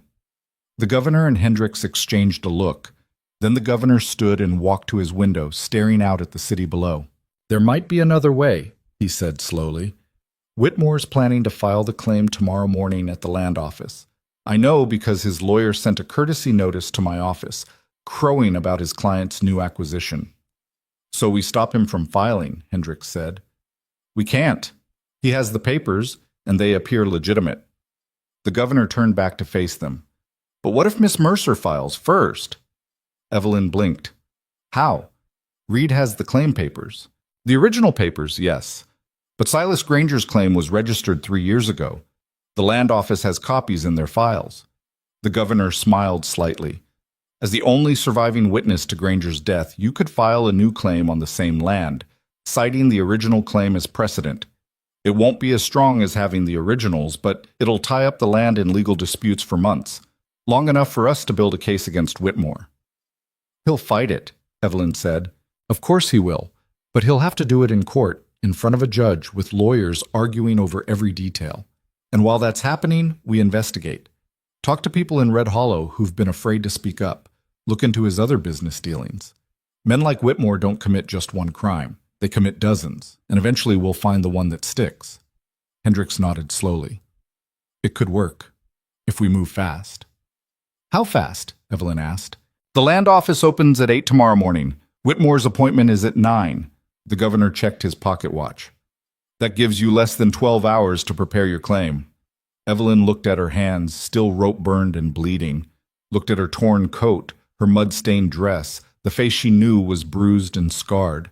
She looked like exactly what she was. A factory girl who'd stumbled into something bigger than herself and somehow survived. What do I need to do?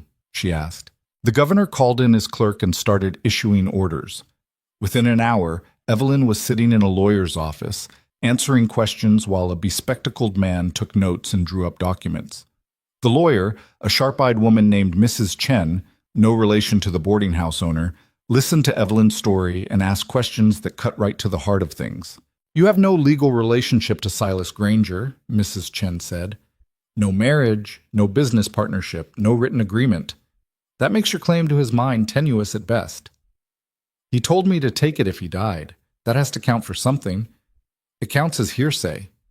A good lawyer will tear it apart in minutes. Mrs. Chen tapped her pen against the desk. We need something stronger.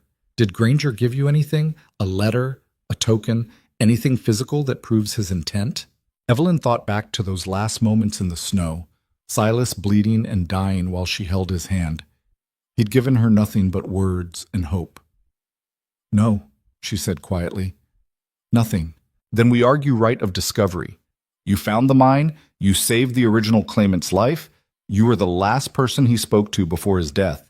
It's weak, but it's all we have. Mrs. Chen started writing again, her pen scratching across the paper. The judge will probably rule against you eventually, but it'll take time. Months, maybe a year if we're lucky. And if Whitmore's lawyer is better than you? Whitmore's lawyer is absolutely better than me. Thornton Reed, no relation to the man who kidnapped you, is the best legal mind in the territory. He charges $50 an hour and wins 90% of his cases. Mrs. Chen looked up and smiled grimly. But I work for free when I think someone's getting cheated. And I hate men like Caleb Whitmore more than I like money. By midnight, the papers were ready. Evelyn read through them twice, understanding maybe half the legal language, then signed her name at the bottom. Her signature looked shaky and uncertain next to Mrs. Chen's confident scrawl.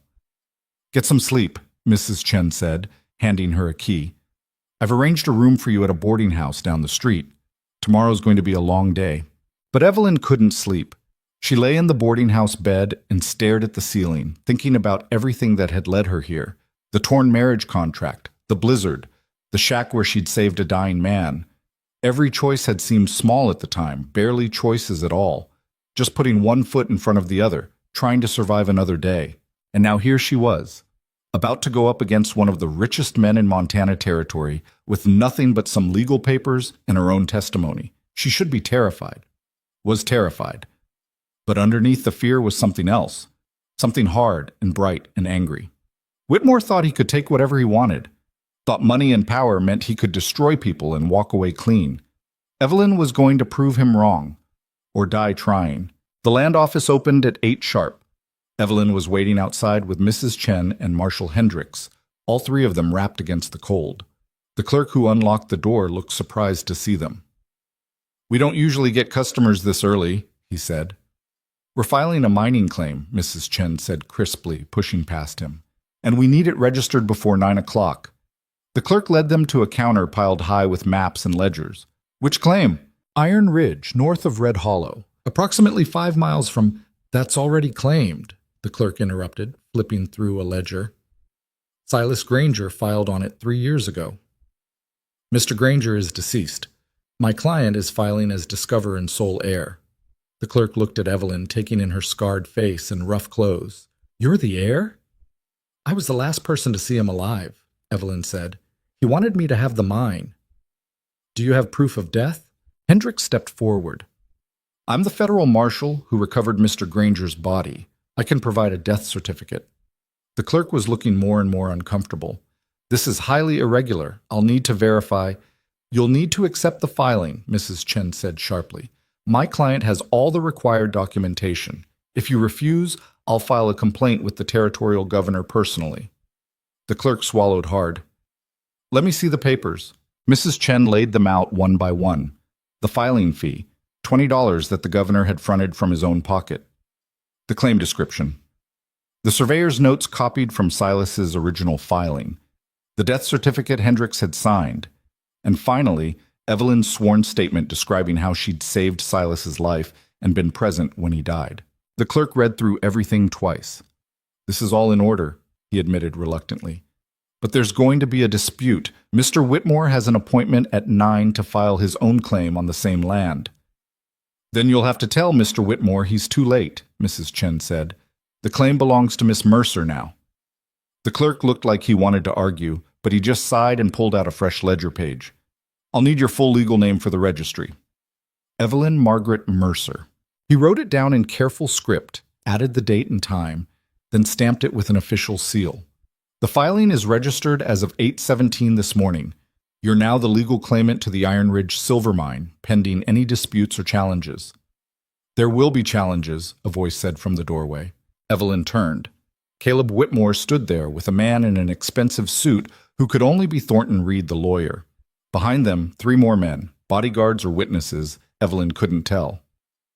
"This filing is fraudulent," Whitmore said, walking forward. "That woman has no claim to anything. Silas Granger sold me that mine before he died." "Do you have proof of that sale?" Mrs. Chen asked. Thornton Reed stepped forward and laid a document on the counter. "Transfer of claim, signed by Silas Granger, witnessed by Miss Evelyn Mercer herself. We also have a receipt for $5,000 paid in good faith for the purchase." Evelyn's stomach sank. The coerced signature from Whitmore's study, the one she'd refused to witness. He'd forged her signature. "That's a lie," she said. "I never signed that." "The document speaks for itself." Reed's voice was smooth and cold. "And I have 3 witnesses who will testify they saw both signatures applied willingly."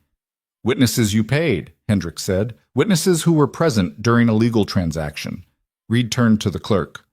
"This woman's filing should be rejected immediately. My client has clear and documented ownership." The clerk looked between them helplessly. This is beyond my authority. You'll have to take it to a judge." "Excellent idea," Reed said. "I'll file for an emergency hearing this afternoon. We can settle this quickly and—" "Nothing about this will be quick," Mrs. Chen interrupted. "My client's filing is registered and legal. Your client can challenge it, but that means months of litigation while we investigate the circumstances of Mr. Granger's death and your client's convenient acquisition of his property." Whitmore's face had gone red.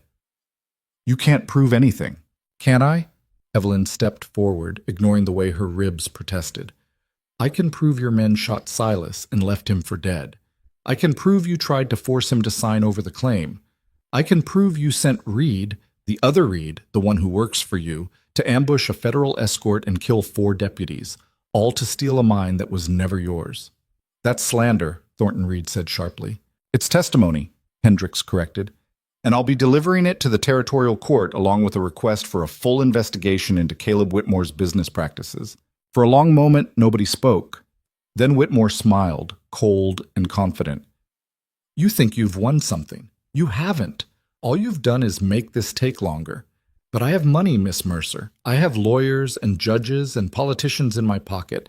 I can drag this out for years while you starve trying to pay legal fees." "Maybe," Evelyn said.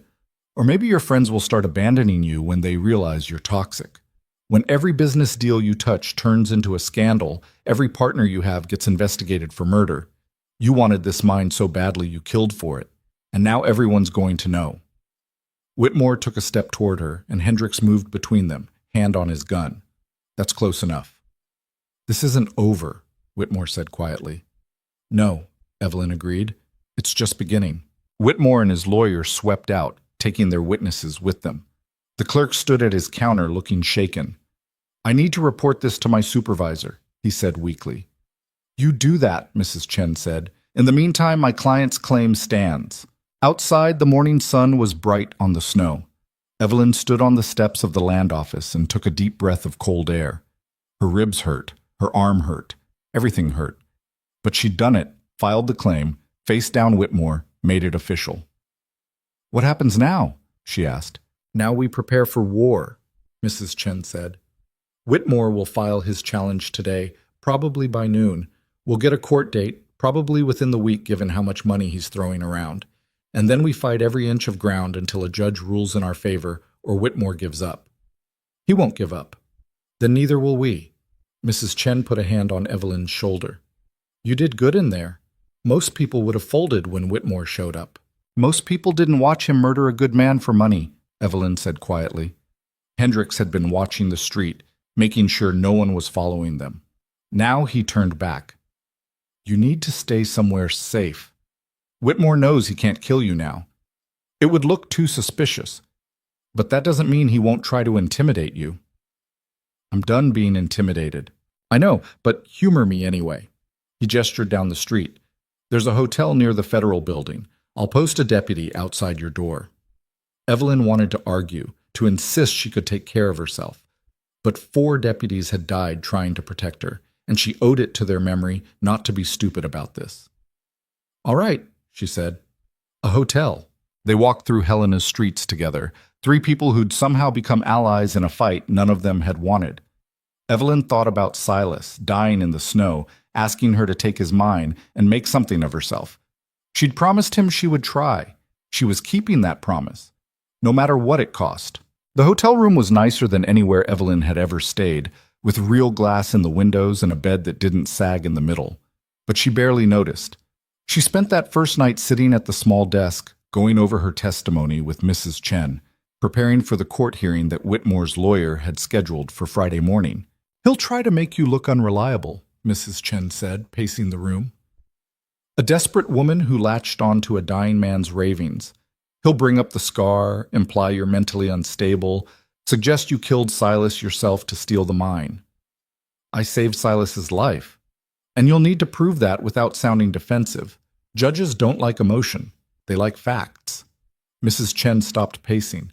Tell me again exactly what happened when you found him. Evelyn had told the story so many times it was starting to feel rehearsed, which Mrs. Chen said was both good and bad. Good because it meant she wouldn't stumble over details. Bad because rehearsed testimony sounded fake. Just tell the truth, Mrs. Chen said finally. That's all you can do. But the truth felt slippery. Yes, she'd saved Silas. Yes, he'd told her to take the mine. But had he been in his right mind? Had he really meant it? Or was it just fever talk from a dying man who didn't want to die alone? Evelyn had asked herself these questions 100 times, and she still didn't have clean answers. The hearing was scheduled for 10 o'clock Friday morning in the territorial courthouse, an imposing brick building that made Evelyn feel small just looking at it. Mrs. Chen had borrowed a dress for her, dark blue and respectable, that hid most of the bruises. But there was no hiding the scar. Wear it proud, Mrs. Chen had said. Don't let them make you ashamed of it. Easy to say, harder to do when you walked into a courtroom and felt every eye go straight to the twisted skin on your face. Judge Morrison was a thin man with white hair and eyes that gave away nothing. He listened to Thornton Reed's opening statement without expression. A story of a legitimate business transaction corrupted by a desperate woman who'd attached herself to a dying prospector. Miss Mercer is a confidence artist, Reed said smoothly. She admits she came to Montana to marry for money. When that fell through, she found another mark. Silas Granger, a simple mountain man with a valuable claim and no family to protect him. Objection, Mrs. Chen said. Counsel is making assumptions not in evidence. Sustained. Mr. Reed, stick to facts.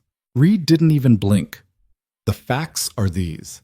Silas Granger signed a legal transfer of his mining claim to my client, Caleb Whitmore, for $5,000. This transaction was witnessed and notarized. 3 days later, Mr. Granger died. And suddenly Miss Mercer appears, claiming the mine belongs to her based on nothing but her own testimony. My client's testimony is supported by physical evidence, Mrs. Chen countered. Medical records showing she treated a gunshot wound consistent with Mr. Granger's injuries. Witness statements from Copper Falls residents who saw her arrive half-frozen and bleeding. And the testimony of Federal Marshal Hendricks regarding the circumstances of Mr. Granger's death. None of which proves she has any legal claim to the mine, Reed said. Judge Morrison held up a hand. I've read both filings. This appears to be a question of conflicting claims on the same property. Miss Mercer, you filed first, which gives you standing. But Mr. Whitmore's transfer document predates your filing. So the question before this court is simple. Which claim is legitimate? Mr. Granger's signature was coerced, Evelyn said before Mrs. Chen could stop her. Whitmore's men beat him and threatened to kill him if he didn't sign. Do you have proof of that? Judge Morrison asked. I was there. I saw it. So your proof is your own testimony, which Mr. Whitmore's witnesses will contradict. The judge looked at her over his glasses. Miss Mercer, I appreciate that you've been through an ordeal, but the law requires more than accusations. It requires evidence. I have evidence, Evelyn said. 4 dead federal deputies, an attempted kidnapping, a mine worth hundreds of thousands of dollars, and a man willing to kill for it. Circumstantial at best, Reed interjected. Your Honor, this is exactly what I'm talking about. Miss Mercer is making wild accusations to cover up the fact that she has no legitimate claim. The claim papers were stolen from her, Mrs. Chen said, by men working for Mr. Whitmore. Allegedly stolen, allegedly working for my client. Reed smiled. If Miss Mercer was robbed, she should report it to the authorities, but that has no bearing on the validity of the transfer document Mr. Granger signed. Judge Morrison was quiet for a long moment. Then he said, Here's what's going to happen. I'm ordering an independent investigation into the circumstances of Silas Granger's death. Marshal Hendricks, you'll lead it. I want interviews with everyone involved, forensic examination of the transfer document to verify the signatures, and a full accounting of Mr. Whitmore's whereabouts on the dates in question. Your Honor, this is highly irregular, Reed protested. So is having 4 federal deputies murdered in an ambush. The judge's voice was cold. I don't like coincidences, Mr. Reed, and there are too many coincidences in this case. Until the investigation is complete, I'm freezing all claims on the Iron Ridge property. Neither party can take possession, sell, or otherwise dispose of the mine. Court is adjourned." He banged his gavel and stood, sweeping out of the courtroom before either lawyer could argue. Evelyn sat there feeling numb. It wasn't a victory. The judge hadn't ruled in her favor, but it wasn't a loss either. She was still in the fight. "That went better than I expected," Mrs. Chen said quietly. "Morrison's a fair man. He won't let Whitmore buy his way out of this." Across the courtroom, Caleb Whitmore was in heated conversation with Thornton Reed. Even from a distance, Evelyn could see the anger in his face. He'd expected to walk out with clear ownership of the mine, and instead he'd gotten an investigation that would dig into everything he'd done. As they filed out of the courtroom, Whitmore caught Evelyn's arm. His grip was hard enough to bruise. "You're making a mistake," he said quietly. "A very expensive mistake." Evelyn pulled free. "The only mistake was yours. You should have just let me freeze to death in that blizzard." "I'm starting to think you're right." His eyes were flat and cold. "But it's not too late to fix it." "Mr. Whitmore," Marshal Hendricks appeared beside them, hand resting on his gun belt. "I believe the judge said no contact between parties during the investigation." "I was just leaving." Whitmore adjusted his coat. "Enjoy your victory, Miss Mercer." "It won't last." He walked out, Reed trailing behind him. Evelyn watched them go and felt her hands shaking. "He's going to try something," she said. "Let him try." Hendricks guided her toward the exit. "He's being watched now. Every move he makes, every person he talks to, every dollar he spends. If he so much as looks at you wrong, I'll have him in chains." The investigation took 3 weeks. 3 weeks of Evelyn living in that hotel room, testimony from her with Mrs. Chen present, watching deputies come and go with reports and evidence. Hendricks worked 18-hour days, traveling between Helena and Red Hollow, interviewing everyone who'd ever had contact with Silas Granger or Caleb Whitmore. He found the guard who'd let Evelyn escape, a man named Tommy, who was so terrified of Reed's men that he'd gone into hiding. Hendricks convinced him to testify in exchange for protection, and his statement corroborated everything Evelyn had said about the kidnapping. He found the mercantile owner in Red Hollow, who reluctantly admitted he'd seen Whitmore's men rough up Silas on multiple occasions. "Everyone knew Whitmore wanted that mine," the man said. "We just didn't think he'd kill for it." He found discrepancies in the transfer document. The notary seal was from a man who died 6 months before the document was supposedly signed. Reed had made a mistake, and it was enough to prove forgery. And then he found something nobody expected. Hendricks came to Evelyn's hotel room late one night, his face grim. "We need to talk." "What is it?" "The mine. We sent a team up to Iron Ridge to do an independent assay, see if it's really worth what Silas claimed." He sat down heavily. "Evelyn, there's no silver." She stared at him. "What?" "The mine is empty. There was silver once, maybe, but it's been played out for years. A few traces in the rock, enough to make you think there might be more, but nothing worth mining commercially." Evelyn felt the world tilt. "That's impossible. Silas said Silas was wrong, or lying, or maybe just desperate to believe there was treasure in that mountain." Hendricks pulled out a report and laid it on the table. "The mining engineer I hired says the whole thing is worthless. Maybe worth $5,000 if you sold it for salvage, but that's it." "Then why did Whitmore want it so badly?" "That's the question, isn't it?" Hendricks leaned back. "I've been thinking about it. What if Whitmore didn't know the mine was worthless? What if he believed Silas the same way you did?" It made a terrible kind of sense. Whitmore had sent men to kill for a mine he thought was worth a fortune, had forged documents, murdered federal deputies, risked everything, all for a hole in the ground that contained nothing but empty rock and broken dreams. "Does he know yet?" Evelyn asked. "That it's worthless?" "I haven't told him, but his lawyers will get a copy of the assay report tomorrow morning." Hendricks watched her carefully. "What are you thinking?" Evelyn was thinking about Silas, bleeding in the snow, insisting the mine would make her rich. About the tin box buried under the third beam, the claim papers that had cost so many lives. About everything she'd gone through to get here, and it was all for nothing. "I'm thinking I want to be there when Whitmore finds out," she said quietly. The next morning, Evelyn and Hendricks went to Whitmore's hotel. He was staying at the finest place in Helena, a suite that probably cost more per night than Evelyn had earned in a month at the factory. The clerk tried to turn them away, but Hendricks showed his badge, and they went up anyway. Whitmore answered the door in his shirt sleeves, a cigar in one hand. "What the hell do you want?" "To deliver the assay report personally," Hendricks said, holding out the document. Whitmore snatched it and started reading. Evelyn watched his face as comprehension dawned. The color drained from his cheeks. The cigar fell from his fingers. "This is wrong," he said. "This has to be wrong." "It's been verified by 3 independent engineers," Hendricks said. "The Iron Ridge mine is worthless. Always has been." Whitmore looked at Evelyn, and she saw something she'd never expected to see in his face. Defeat. "I killed people for this," he said quietly. "Spent a fortune. Destroyed my reputation. All for a worthless hole in the ground." "Yes," Evelyn said. "You did. Was it worth it?" Whitmore's voice was bitter. "Was proving you could steal from a dying man worth everything you lost?" "I didn't steal anything," Whitmore said, "but there was no conviction in it. Granger offered to sell. I made a fair offer. You beat him, threatened him, hunted him down like an animal." Evelyn stepped closer. "And for what? The mine's worthless, your reputation is ruined, and you're probably going to prison for murder. Congratulations, Mr. Whitmore. You won." She turned and walked out, Hendricks following. Behind them, they heard something crash.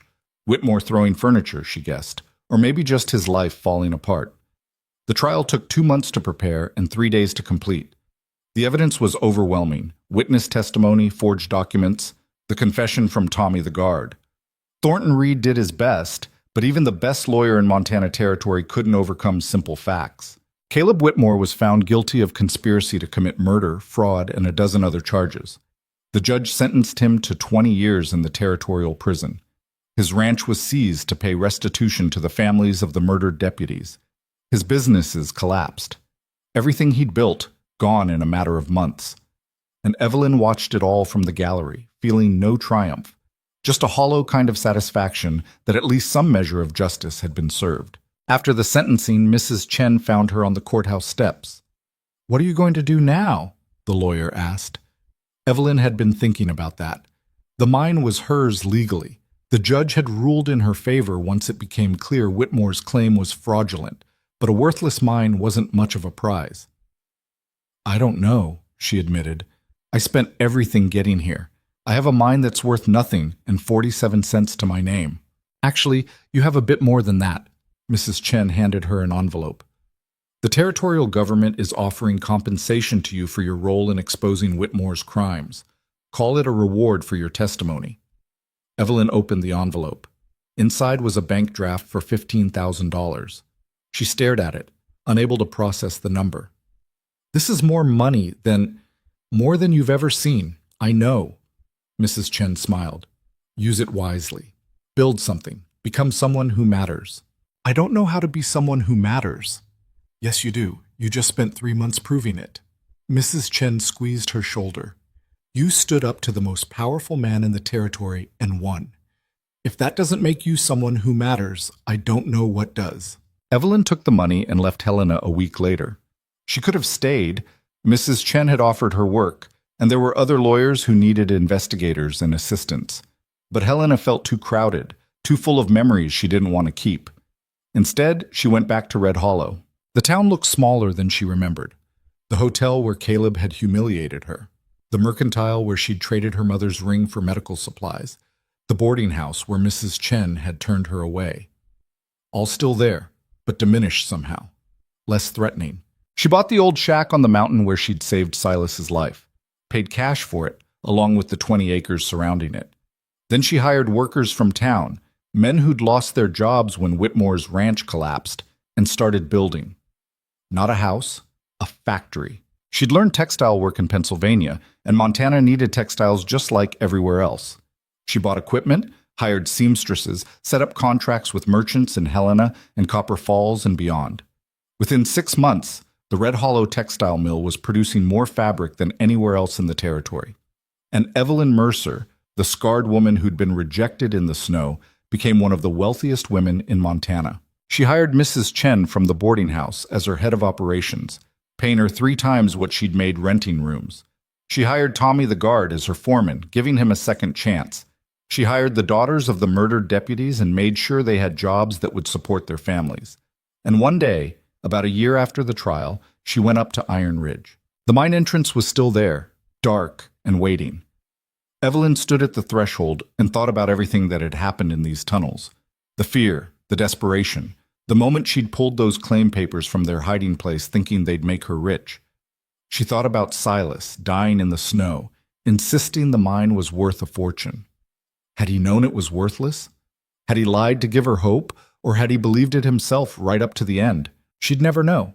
But it didn't matter anymore, because Silas had been right about one thing: the mine had made her rich. Just not the way either of them had expected. It wasn't the silver that had value. It was what she'd been willing to do to protect it. The stand she'd taken, the fight she'd refused to abandon, the way she'd turned injustice into something that resembled justice. That was worth more than any mine could ever be. Evelyn went back down the mountain and didn't visit Iron Ridge again. She donated the land to the territory to be used as a public park, a place where anyone could go without having to own it, or work it, or kill for it. They put up a plaque with Silas's name on it, calling him an honest prospector who died defending what was his. It wasn't the whole truth, but it was close enough. 5 years later, Evelyn Mercer stood on the steps of her textile mill and watched workers file in for the morning shift. Women mostly, because she hired women others wouldn't touch. The ones with scars, with histories, with reasons to be grateful for work that paid fair wages and didn't ask questions. She thought about the woman she'd been when she stepped off that stage in Red Hollow. Desperate, alone, willing to marry a stranger just for the promise of security. That woman had died somewhere in the snow and been replaced by someone harder, stronger, less willing to accept what others said she deserved. The scar was still there on her face, would always be there. But when people looked at her now, they didn't see a disfigured woman.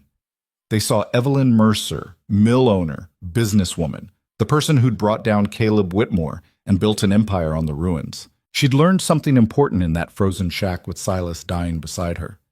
That the measure of a person wasn't what they looked like, or who wanted to marry them, or how perfect their skin was. It was what they did when everything fell apart. Whether they gave up or kept fighting, whether they let the bastards win or made them pay for every inch of ground. Evelyn had made them pay. And she was still making them pay, one job at a time, one woman at a time, one life rebuilt from nothing. That was worth more than all the silver in Montana. Worth more than marriage to a rich rancher or acceptance by people who'd never see past her scar anyway. She'd come west looking for someone to save her, and instead she'd learned to save herself. That was the real treasure. Not silver in the ground, but strength in the soul. The kind of strength that said you mattered even when the world insisted you didn't. Evelyn Mercer mattered. She'd made sure of it. And anyone who thought otherwise could take it up with her lawyers.